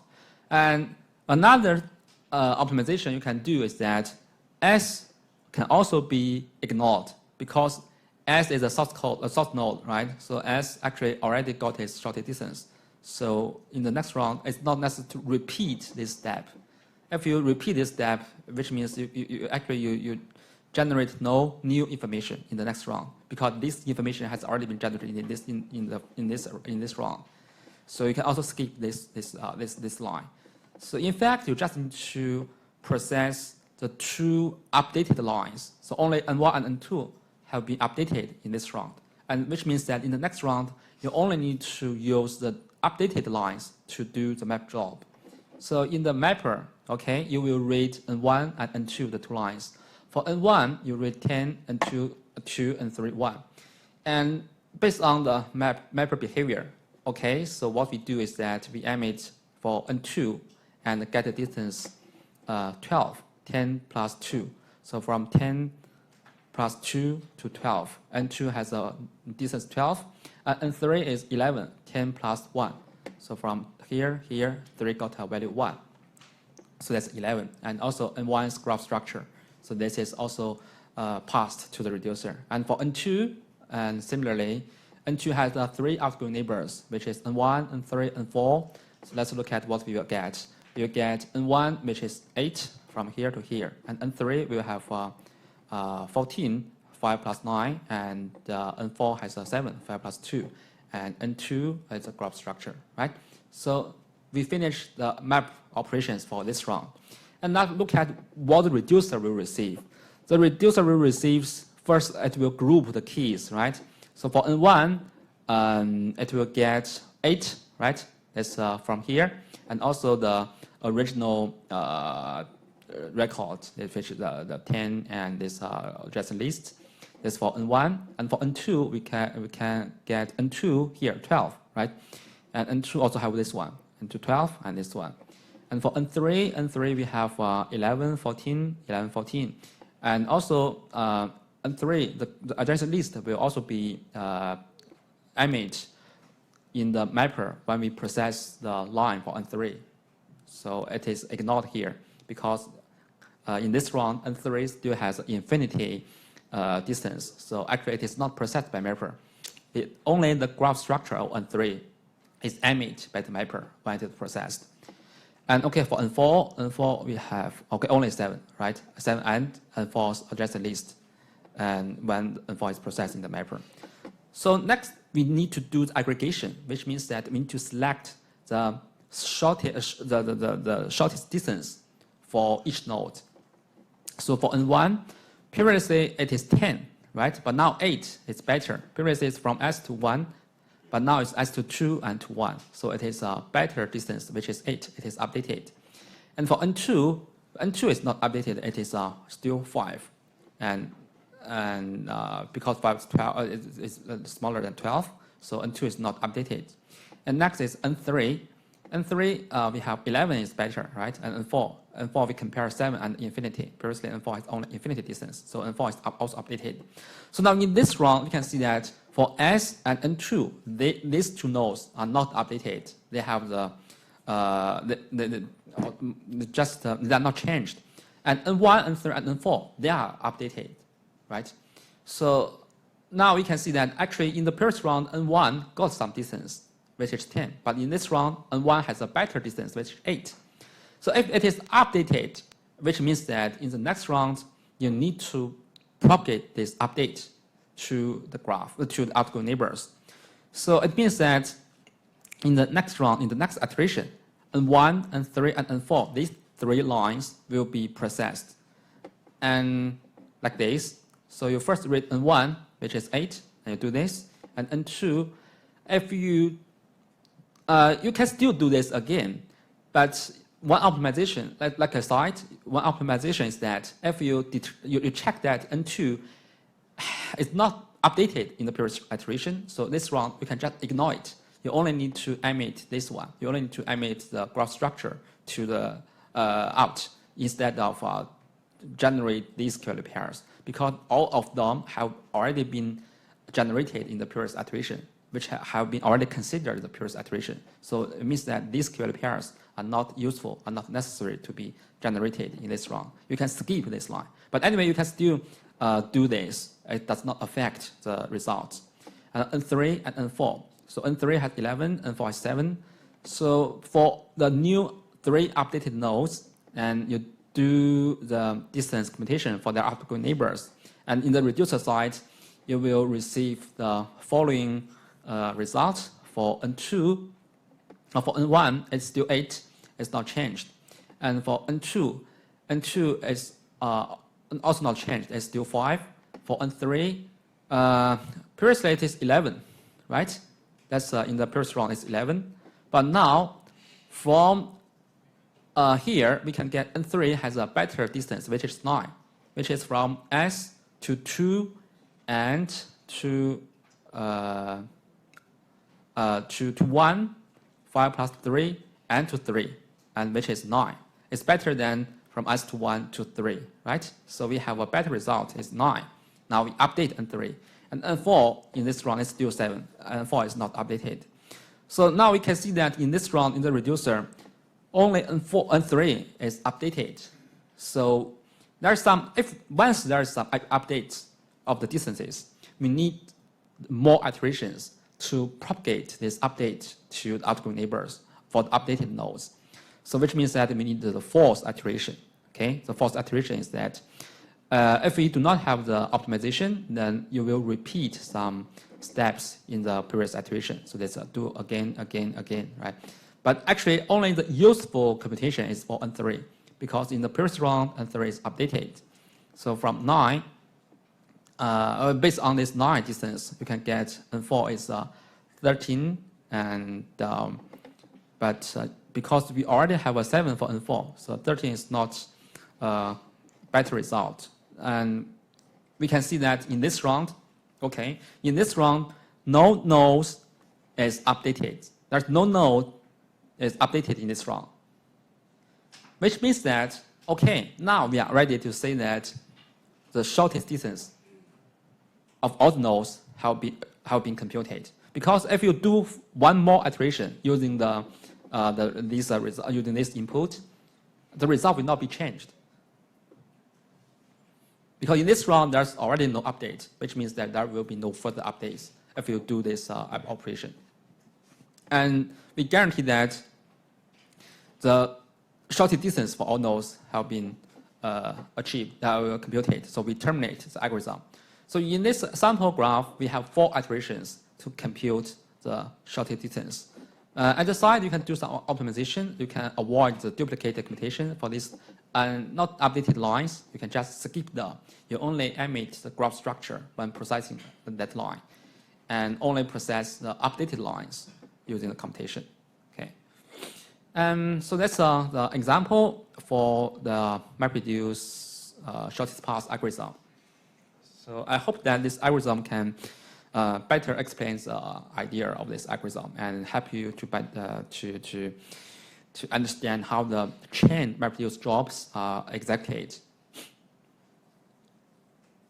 So I'm not sure if you have any questions or if you have already understand this example. Okay. You prove why the maximum iteration is The number of what? number of bits. That's the worst case.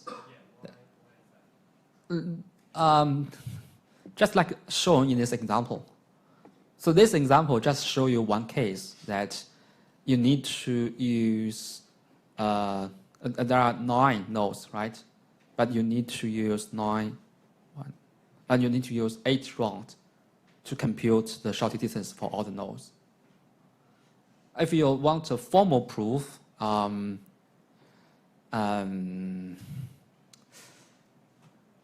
me think. I think it's hard to give a very formal proof for this conclusion. But anyway, because you can see this from this case, which means that the worst case is just this.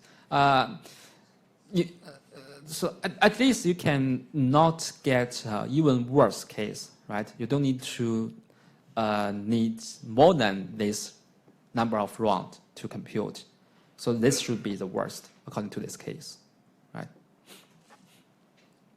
So anyway, so for this example, if there's any question or if it's clear.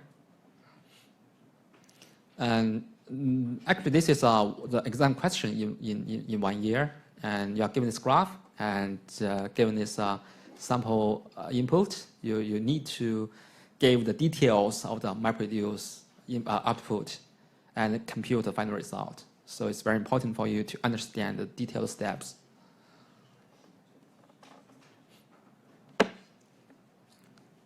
No more questions? Okay. What kind of data structure we should use For the value part, right?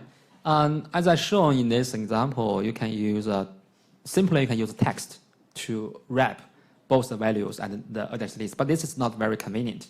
You need to decode and encode, right? Another thing is that you can write your own pair class, actually. The pair class contains 2 parts. One is the double distance. Another one is a list of nodes, the address list. So that's the value class.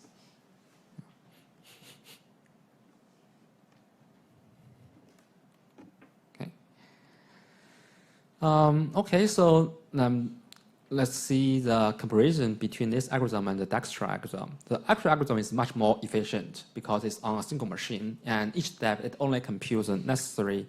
It only needs to compute the nodes that need to be computed. There's no unnecessary computation, right?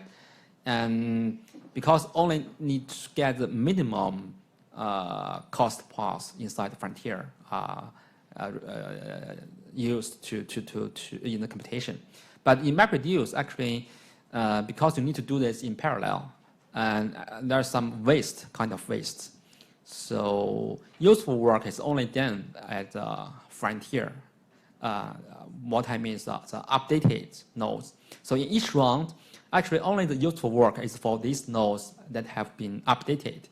Only these computation are useful, not wasted. But for the other nodes, they're also read from disk to memory, and then also being processed, and also need to emit their graph structure to the reducer. So the kind of waste, and especially these need to be communicated in network. So there's some I/O costs. So MapReduce actually is not very suitable for graph algorithms. Okay,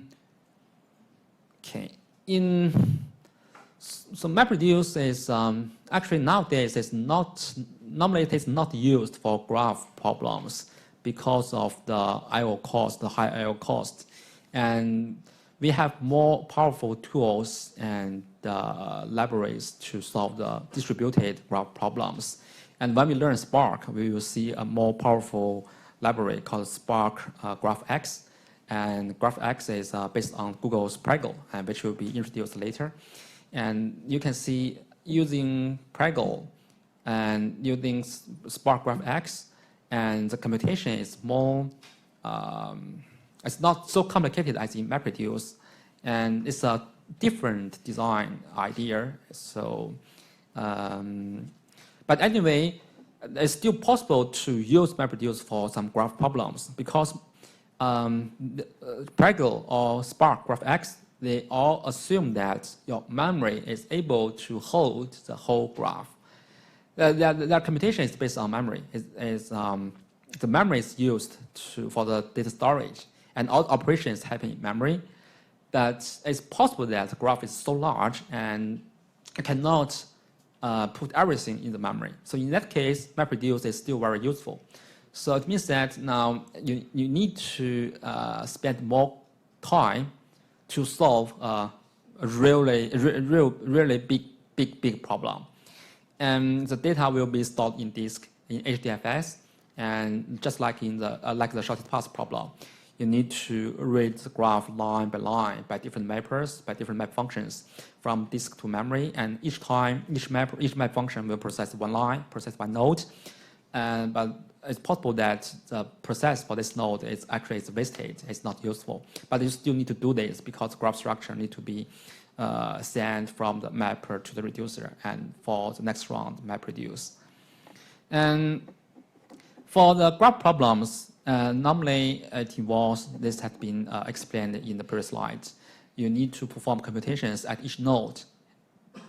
And on the node, you need to use the node attributes or features and edge features to do some computation, such as in shortest path, you need to use the nodes in links. Outgoing neighbors, because it's a adjacent list. You need to use the node adjacent list, and also to use the node edge weights. So that's one thing you need to do in a graph algorithm. And another thing is that you need to propagate the computations. You need to traverse the graph. So in the shortest path problem, you need to propagate the distance to its outgoing neighbors, propagate the update of that distance to the outgoing neighbors. And so in MapReduce, what you do is that you represent the graphs as an adjacent list and the key value pairs, and you perform the local computations in Mapper. The local computation means that you just use the adjacent list for one node, and this is a local computation. And next, you need to pass along these partial results via the outlinks, the outgoing neighbors, and keyed by the destination node. The reducer will receive these partial results for one node and do aggregation and So the reducer side actually aggregates the result based on the in-links of a node, and it will iterate until convergence. So in the mapper, you can think of the mapper is based on the out links. So it propagates the information of this node out to the outgoing neighbors. And the reducer side is to receive the information from its incoming neighbors, is to utilize the in-links to get the information from the incoming neighbors. So that's a two-way. So in MapReduce, actually the graph algorithm is divided to two parts. First is from the node to its outgoing neighbors, and then from the incoming neighbors to this node, then combined together is to get the final results. So that's how MapReduce idea. And also the graph structure needs to be passed from one round to another round. And the issue with MapReduce on graph processing is like this. It's very obvious because you need to use the disk to share the data between different iterations, right? So you need to have the external driver. The disk I/O will be involved. So the I/O cost will be very high for graph computations because multiple rounds will be required. So each round you need to read data from HDFS and then write data to HDFS. So that's for one round. But in the next round, you also need to read data again from HDFS. So that's not very efficient. And there's no mechanism to support global data structures that can be accessed and updated by all the mappers and reducers. And as a side, so in the mapper, it's from one node to its outgoing neighbors. And in the reducer, it's about from its incoming neighbors to this node. So it's all based on some local structures. It's local computations. So for global computations, there's no support in MapReduce. And passing the information is only possible within the local graph structure through the adjacent list. And the vector algorithm on single machine, for example, is a global priority queue, can guide the expansion of nodes, but it's not possible in MapReduce. So such queues is not available because it's a distributed computation environment. So such a queue is not available. And you need to use some wasted computation to replace this global queue. And the MapReduce algorithms are often impractical on dense large graphs, especially dense, because if the graph is very dense, which means that you need to use many rounds, many iterations to solve this problem. And this will cost a lot of time because of the I/O cost. And amount of intermediate data generated is on the order of the number of edges. So it means that the intermediate data may be very large, and especially for dense graphs. And for large graph, it is fine. As a side, for very large graphs, the in-memory processing computing platforms may not be able to hold the large graph. So you can still use MapReduce to store the large graph on HDFS. But for dense graph, normally MapReduce is not suitable because of this reason. The intermediate data actually depends on the size of the edges. So if for dense graphs, there are a huge number of edges, which means the intermediate data will also be very large, and also the number of iterations may also be determined by the density of the graph. So if there are many rounds required, your algorithm will also not be efficient. And the iterative MapReduce job is like this. It's a subset of data needs, only a subset of data needs computation. So remember the shortest path algorithm. So in this round, only this piece of data are updated, right? So then they compute some new result. And in the next round, only another very small piece of data is updated. And in the next round, maybe only this portion of data is updated. So only the computation for this data are useful, but you still need to process the other data. You also need to read them from disk to memory for processing. So that's wasted computation. And another thing is that the MapReduce system is not optimized for iteration. And because you need to use disk to share the data. So once you start the job, there's some startup penalty. You need to read the data from disk, and then you also need to initialize the computing environment, and then you need to store the result to disk, so to HDFS. So there are also some disk I/O cost. So each run you have some startup penalty and some I/O disk penalty. So which means that you have also waste some time on these unnecessary penalties. And one improvement is that you can use a better partitioning for the graph algorithms. So default is to use a Hashi partitioning. It is randomly assigned nodes to the partitions. But some graphs maybe kind of have some kind of clusters or communities.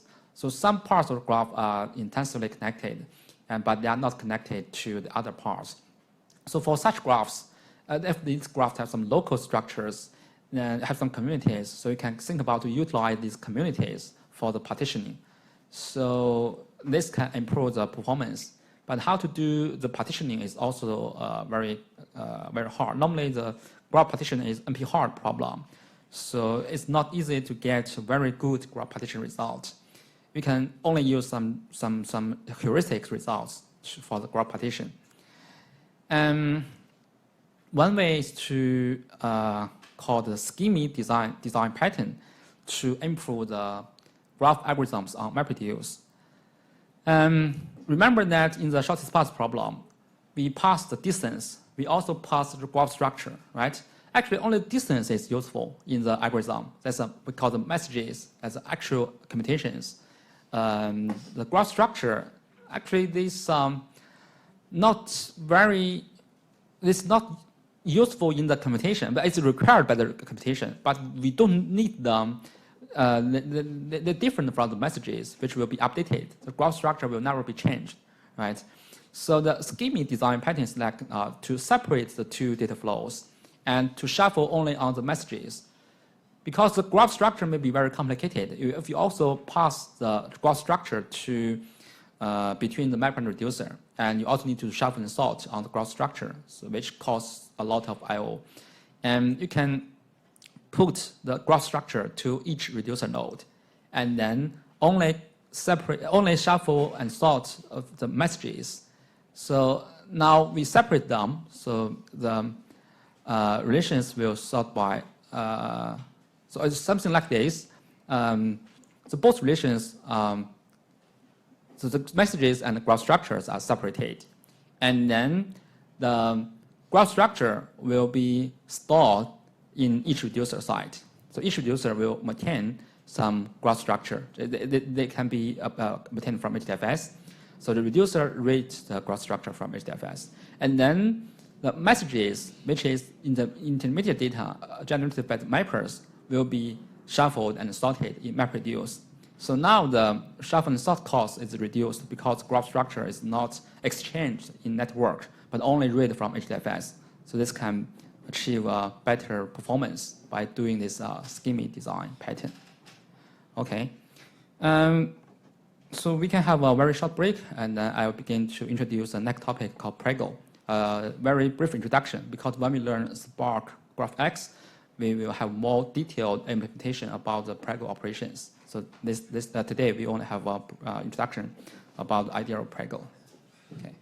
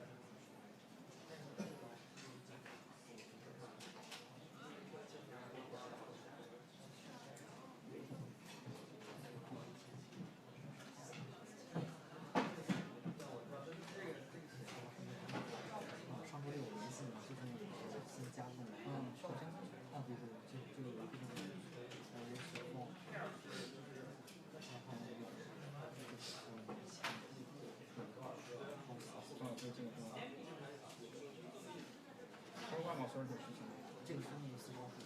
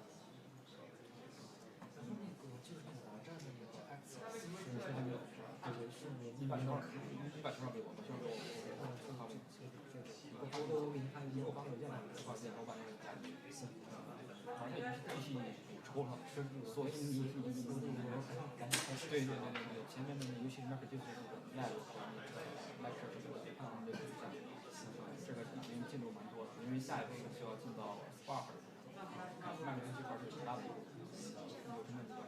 好，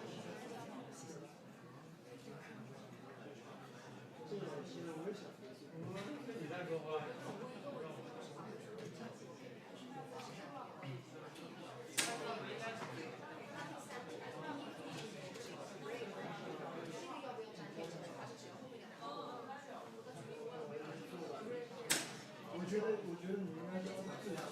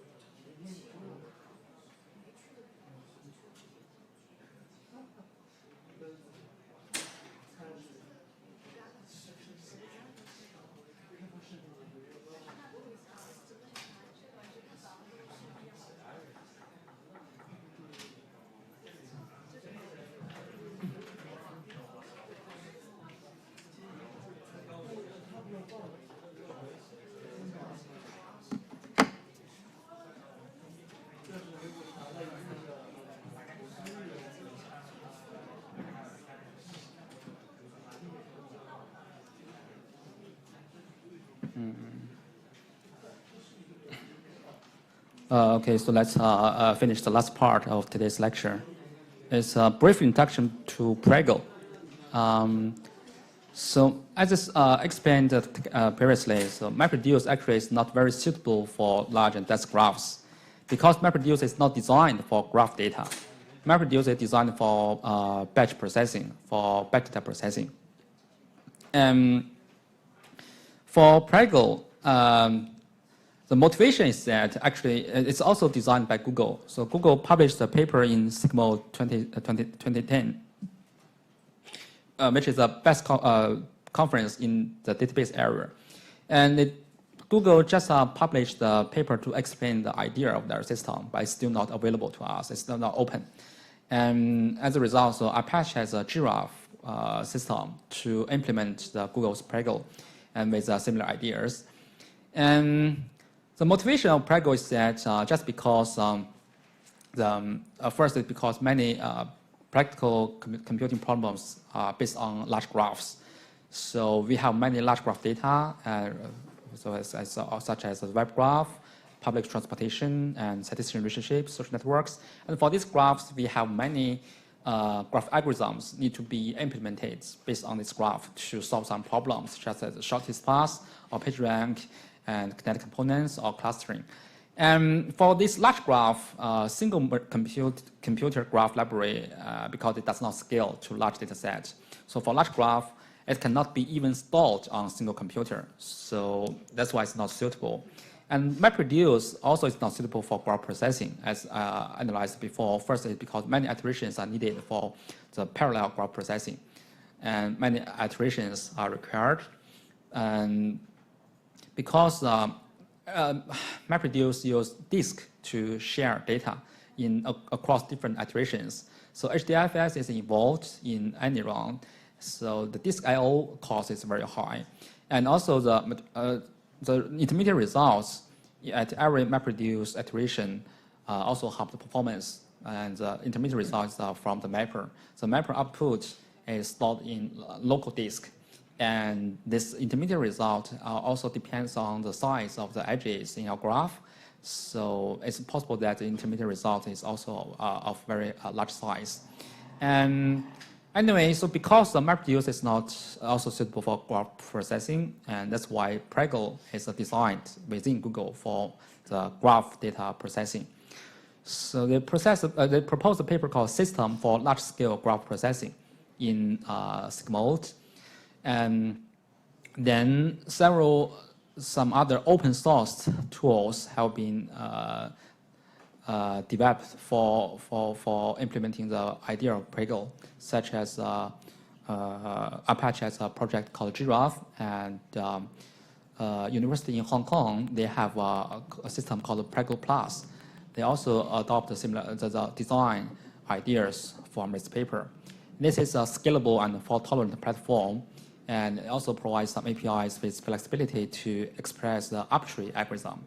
So almost any graph algorithm can be implemented in Prego based on the APIs provided by the Prego project. And it is inspired by this bulk synchronous parallel model. So this is a message passing model in the distributed computation system. So published about almost 30 years ago. And different from the MapReduce, so Prego is a vertex-centric computation model. It means that each behavior happens on one node. So each node will define its own, so we will define the behaviors on each node, and the node performs the computation. So in MapReduce, actually, we can only use map and reduce.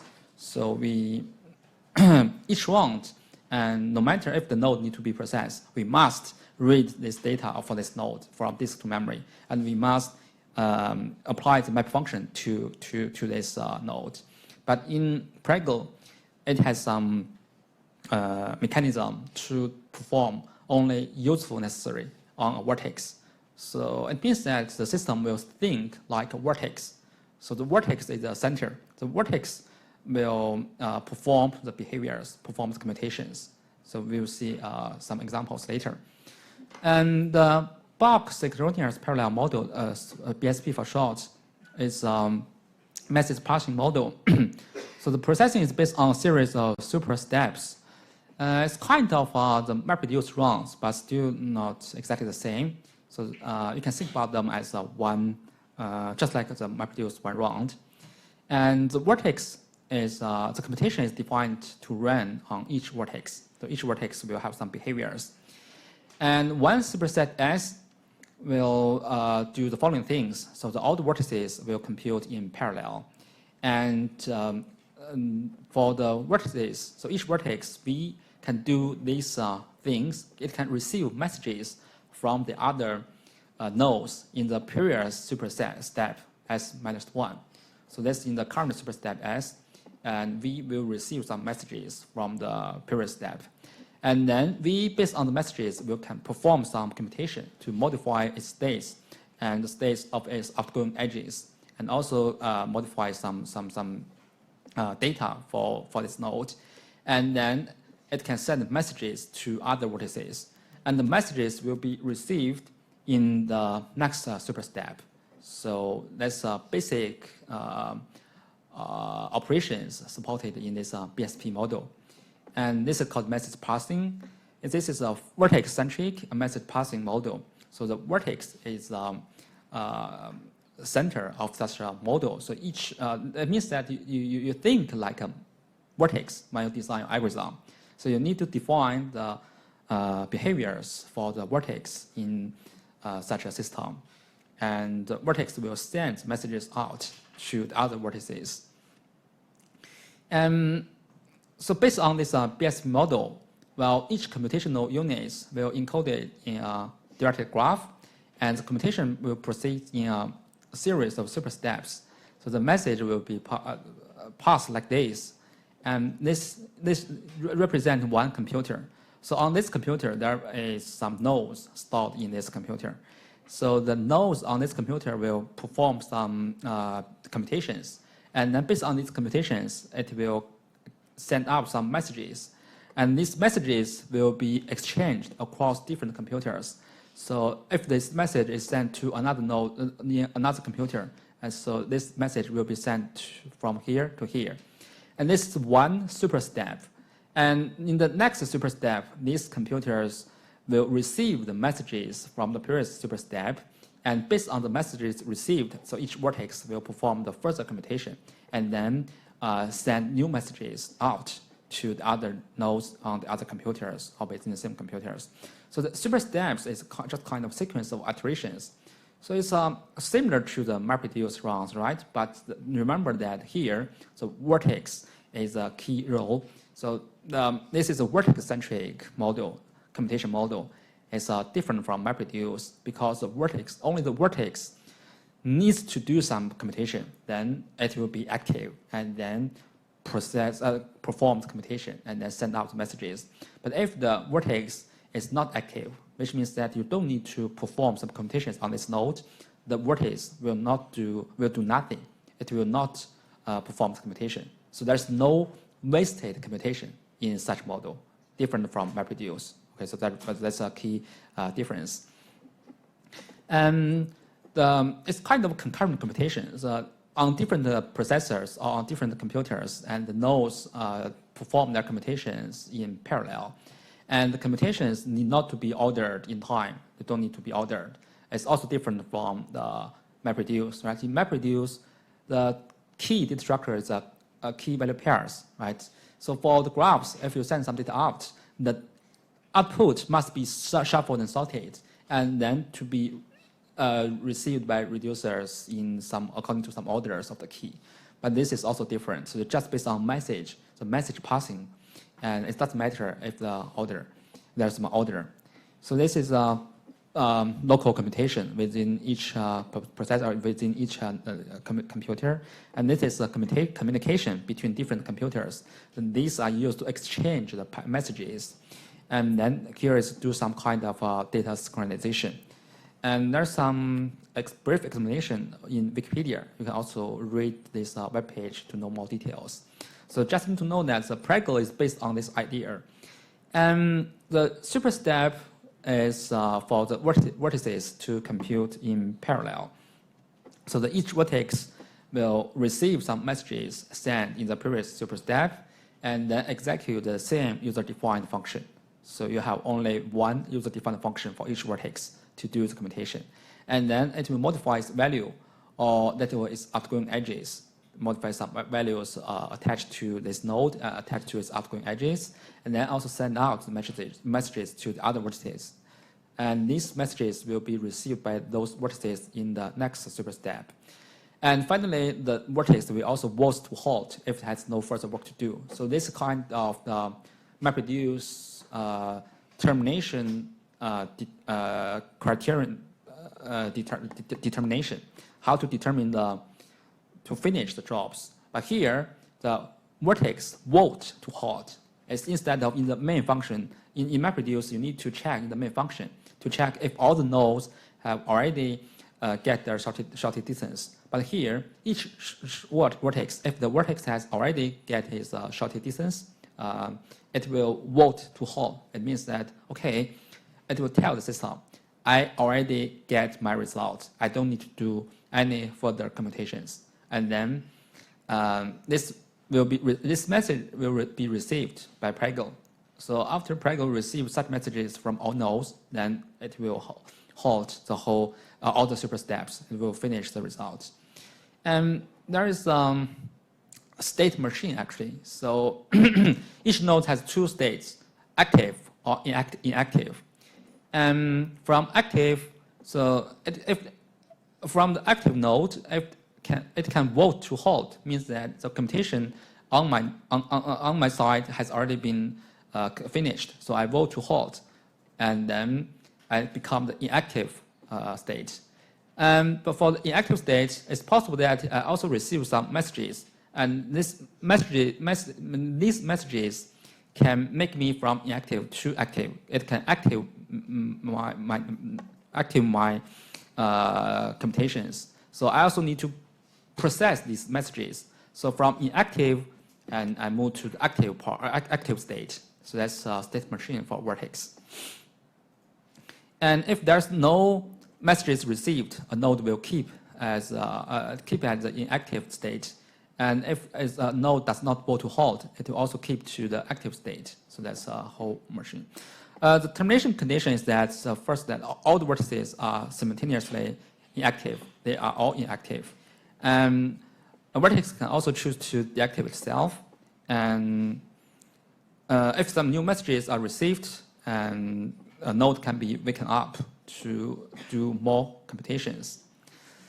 The model is like this. I can only explain the ideas because we have learned Spark. When we learn Spark GraphX, we will see more detailed implementations about how we can use Pregel, the idea of Pregel, to do some graph algorithms. So let's look at an example. Still use this single source shortest path problem to explain how Pregel can be used to solve this shortest path problem. So we still use the same graph. Okay, still use the same graph. And in this graph, if a node is of green color, so we call this an inactive vertex. And if this is white color, we use white color to mark this node as active. And this is an edge weight. And the red color is called a message. It's a message sent from one node to another node. Initially, we still from this from this source node has zero distance to itself, and all the other nodes has infinity distance. The initialization is like this. Okay, so let's look at how the Pregel will perform the computation. All the nodes are active, right, at this state, which means that all the vertex need to perform the computation.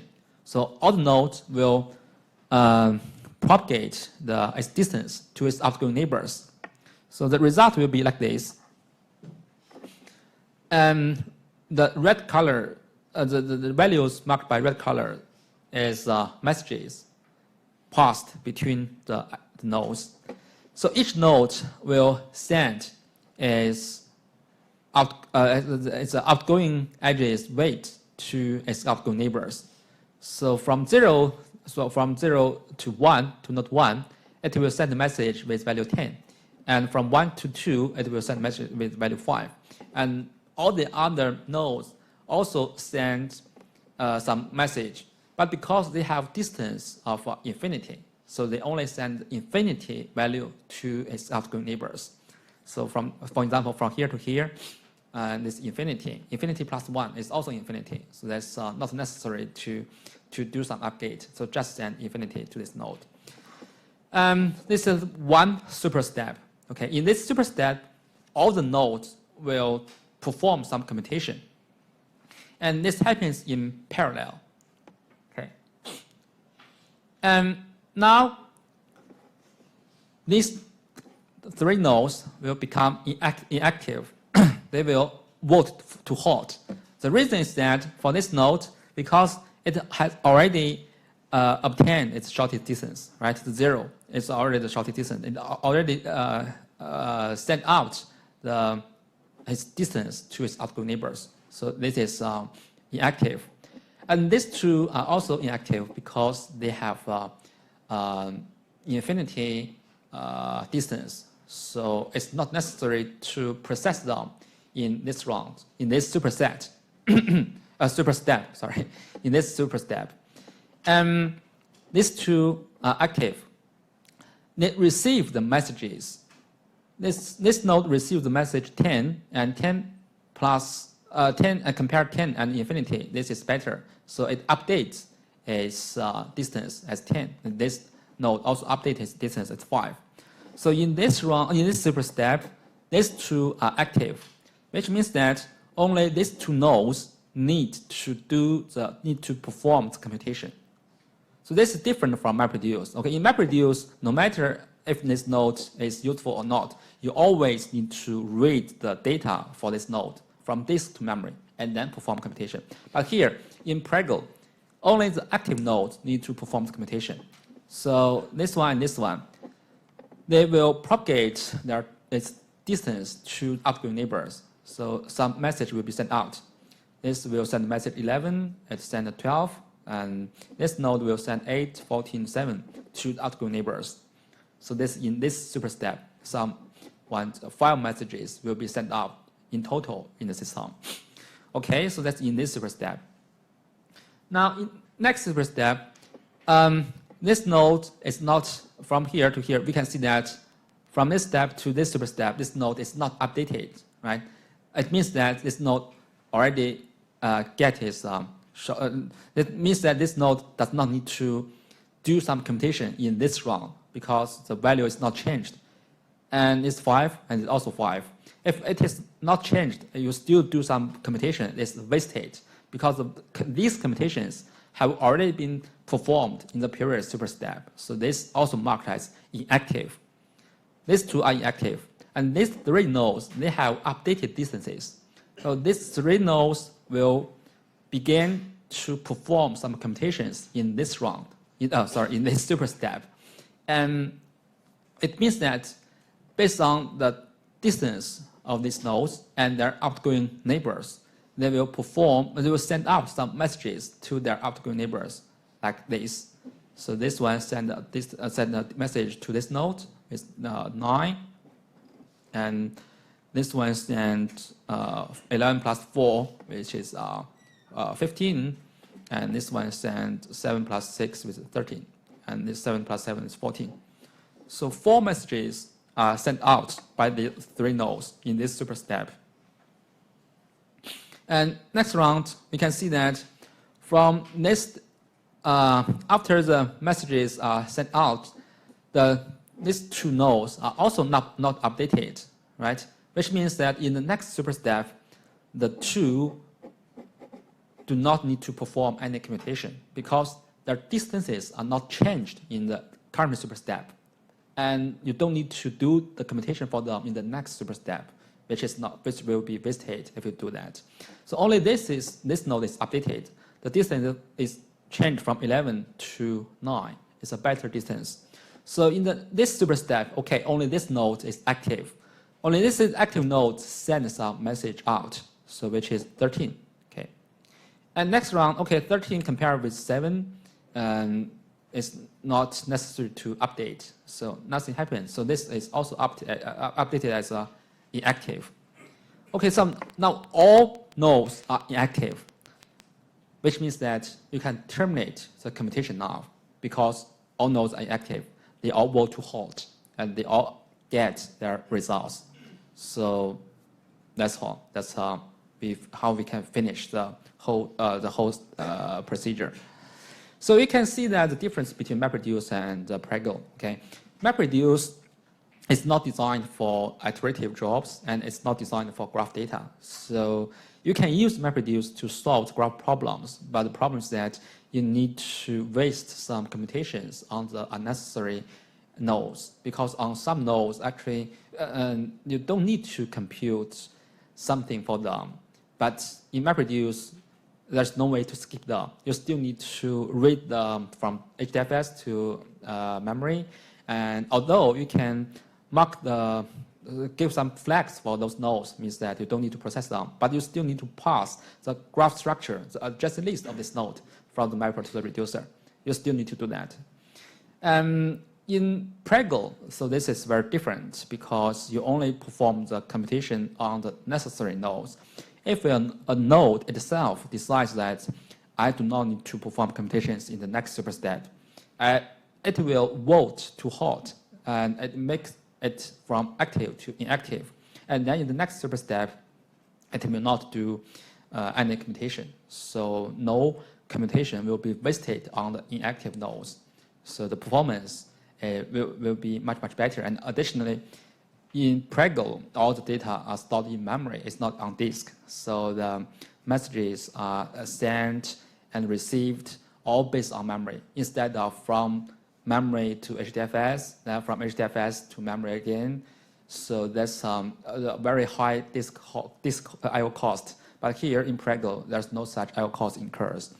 And so graph algorithms in MapReduce can be written as a series of chain MapReduce jobs, but the different run, different applications requires HDFS to share the data, and therefore the I/O cost is very high.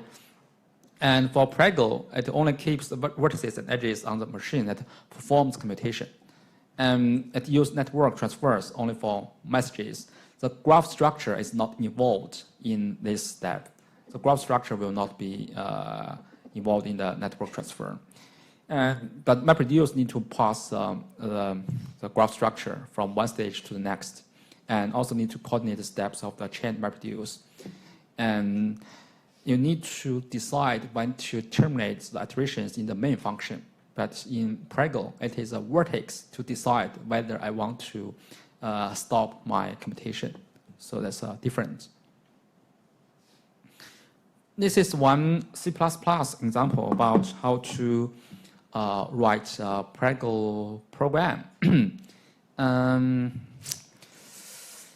As I said, because we haven't learned Spark, so it's not easy to use Spark to show the examples. So I just use a C++ code to show the basic ideas. The idea is that you need to extend from the predefined vertex class provided by Prego. And in this class, you need to define the class type for vertex, for edge, and for the message value. For example, in the shortest path problem, the message value is the double, right? Or float. So it's up to you. But in other problems, the message could be of different types. And within the vertex class, you need to override this compute function. So this is the in message. It receives some messages, and based on the received messages, you do some computation. So in the shortest path problem, you receive a list of distances, and then the compute will select the minimum one from the list of values received. And then for the this function is used to modify the vertex value to mutate the value on this vertex. And finally, you also need to override this send message to. So which means you can use this send message to function to send the message to a destination vertex with some messages. You can also use walk to halt to make the node from active state to inactive state. Okay. For the shortest path problem, okay, this code is no. You need to write more. Okay, so it's just a very simple example. So you extend from the vertex class int, which is for vertex, for edge, and for the edge weight. And the most important part is that you need to override the compute function based on the messages you received. And initially, this is for the initialization. Only for the source node, and you get the distance as 0. Otherwise, it will be initialized as infinity. So that's for the initialization. And then next, you need to iterate the messages you received. For each message, actually, this is one distance from an incoming neighbor of this node. So it will iterate over the messages received and then find the minimum one. And from the minimum one, you also need to compare with the current value, the current distance of this node, and also select the smallest one. And next, you'll get the updated. If there is a better value, you will update the distance for this node. And then next, you will need to propagate the update to the optical neighbors. So you'll send message to. You send message to all the optical neighbors with the current best distance plus the edge weight. And after you perform all the information, all the operations, then you can walk to halt to make the node inactive until it receives some messages. So this just an example, okay? So I know C++ is not very easy to understand. So just one example to show the basic steps. You don't need to know the details, just need to know what you need to do. And in Spark GraphX, it is very similar. Spark GraphX, so when we learn Spark, we will use Scala from next week. Oh, next week is the Easter holiday, right? Okay, so from the week after next week. From the week after next week, we'll begin to learn Spark. And for Spark, we will learn a new language called Scala. So based on Scala in GraphX, you can also do something similarly. So you also need to override this compute function, and you will receive some messages, and then you define some behaviors based on the messages for this node, and the node can send out the messages, and the node can also walk to halt. So that's just a Prego interface supported by Spark GraphX, which is very useful for graph data processing. Okay. Oh, sorry. So try to explain again. So this is for the current node, that's U, and this does the aggregation, and this is to process the messages and to change the current value and then pass the revised distance to its outgoing neighbors. So that's for the big graph processing lecture today. We mainly learned two platforms, MapReduce and Prego. MapReduce is what we have learned, so I spent more effort on that part because it's more easy for you to understand by using the shortest path, single source shortest path problem. And so in MapReduce, normally for a graph algorithm, you need to use multiple iterations. And from one round to one round, you need to use DFS to share the data. And therefore, it's not very efficient. And so that's why Prego and some other more graph processing systems are developed. For example, Prego, Giraffe, GraphX, GraphLab, and some other graph libraries, graph processing platforms are developed by many universities and by companies. These graph processing platforms mostly are in memory only. So the graph must be stored in memory, not on disk. So the advantage is that it's very efficient, the operations based on the data in memory. But problem is that it's possible that the data is too large to be held in memory. And most of these graph processing platforms are vertex-centric computation model. So just like Prego, you always think from the perspective of a vertex. You define the behaviors of a vertex. And that's why this will be more efficient than MapReduce, because MapReduce is not vertex-centric. Okay? MapReduce is not designed for graph data processing. And no matter if a node needs to be processed, you always need to read the data for this node from HDFS to memory and do some processing. Besides these graph processing platforms, there are also some graph databases. These are mainly used for graph data storage and provide some basic operators. One is the most widely used, called Neo4j. It's open source graph database. And you can check in the wiki page to see how many graph databases are available nowadays. And VertexDB. These are used to store the graph data in a kind of a database structure. And then they provide you some operators for you to do some search problems. So they have different objectives.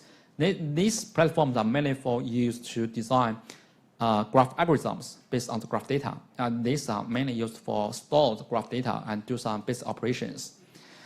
When we learn Spark, so we will see more details about GraphX, and you can see how to do the shortest path computation by using Spark GraphX, which is the code is very short and also very simple. Okay. We don't have too much time left, but I can still give you some more explanations about graph data processing. That's called page rank. So shortest path is one of the most important graph algorithm, and PageRank is another one. And just in case, if you do not know what is PageRank, I give you some brief interview. So PageRank, the idea is that if one node, it just means the importance of one node is determined by its incoming neighbors. So if one node has many important incoming neighbors, which means that this node also is very important. So that's a basic idea of PageRank. So initially, PageRank is used for Google search engine, right? So the idea of Google is that if one web page, this page, is cited by another important site, or another web page, such as a government web page, homepage, cites your homepage, which means that your homepage must contain some important information, right? So that important page cites your page, and it increases the importance of your page. So that's a basic idea of the PageRank model. And this is a kind of a intuitive computation, because your importance is determined by your neighbors, your incoming neighbors. But your incoming neighbors, the importance of your incoming neighbors is also determined by their incoming neighbors, right? So it's kind of induction. For simplicity, so they can be computed like this. Assume that this is the importance for your node of your page, RJ, and how to compute the importance for this node or compute the PageRank score for this node. You just need to get all your incoming neighbors. And for each of your incoming neighbor, you divide it by your incoming neighbor's degree, which means that your incoming neighbor will give this will equally divided its importance to all its outgoing neighbors, and you just receive one portion from your incoming neighbor. And you plus all the importance you received by your incoming neighbors. So that's for this part. Another part is for which is called the teleport probability, which is used to solve some issues. But for simplicity, we can only focus on this part for the importance received by incoming neighbors. So check.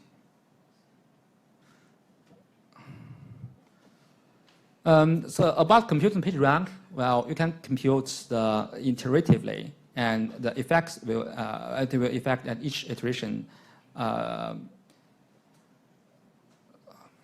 It's hard to. Okay, we can use this example to see how it's computed.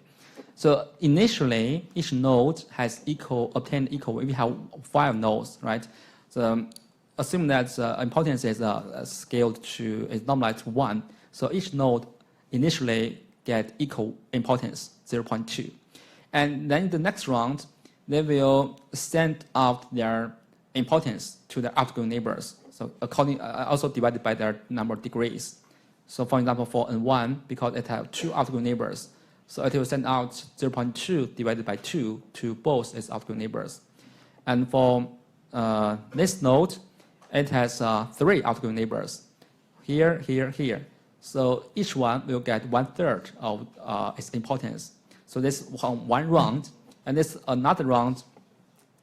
After you get the result, you will you will get a new importance for all the nodes, and you perform this computation iteratively. So which means that in this round, N5 will give 0.1 to this node, 0.1 to this node, 0.1 to this node, and this node will give 0.033 to this node and 0.033 to this node.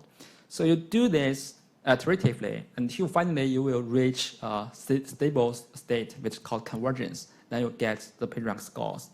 You can see that the computation is very similar to the shortest distance, right? Shortest distance just send out the edge weight, but here you send out the node importance divided by the degrees.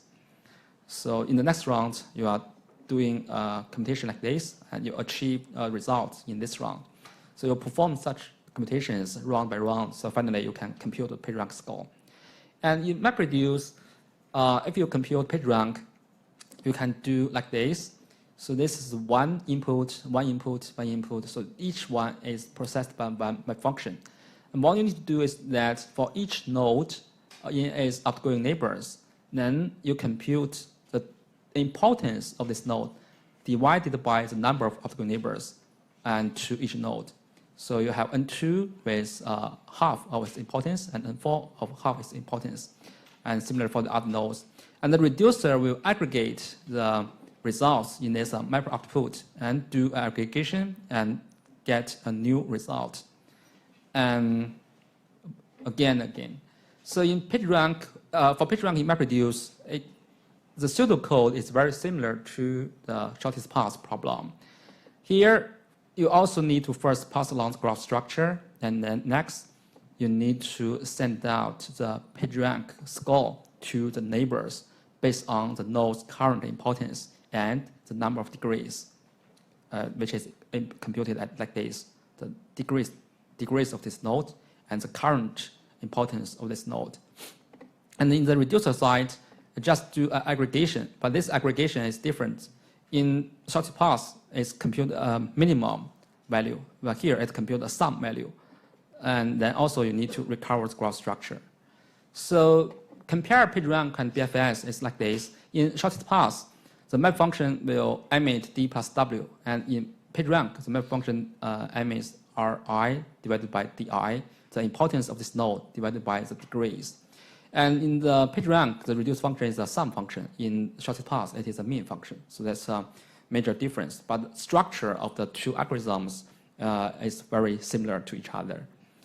And in Prego, well, also similar to the shortest path problem, you still need to override the compute function. But here, for the messages, you have a different way to deal with the messages. You need to compute, you receive some messages, right? For the received messages, you need to do a sum. So this is similar to the reduce function.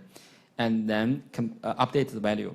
For sending out messages, you use your current importance divided by the number of degrees. You will send this message to your outgoing neighbors, and your outgoing neighbors will receive the messages and do the commutation like this. So that's how PageRank is performed in Prego. And the difference is still that in MapReduce, well, PageRank will perform some unnecessary computations. For some nodes, maybe you don't need to process it, but you still need to read from disk to memory.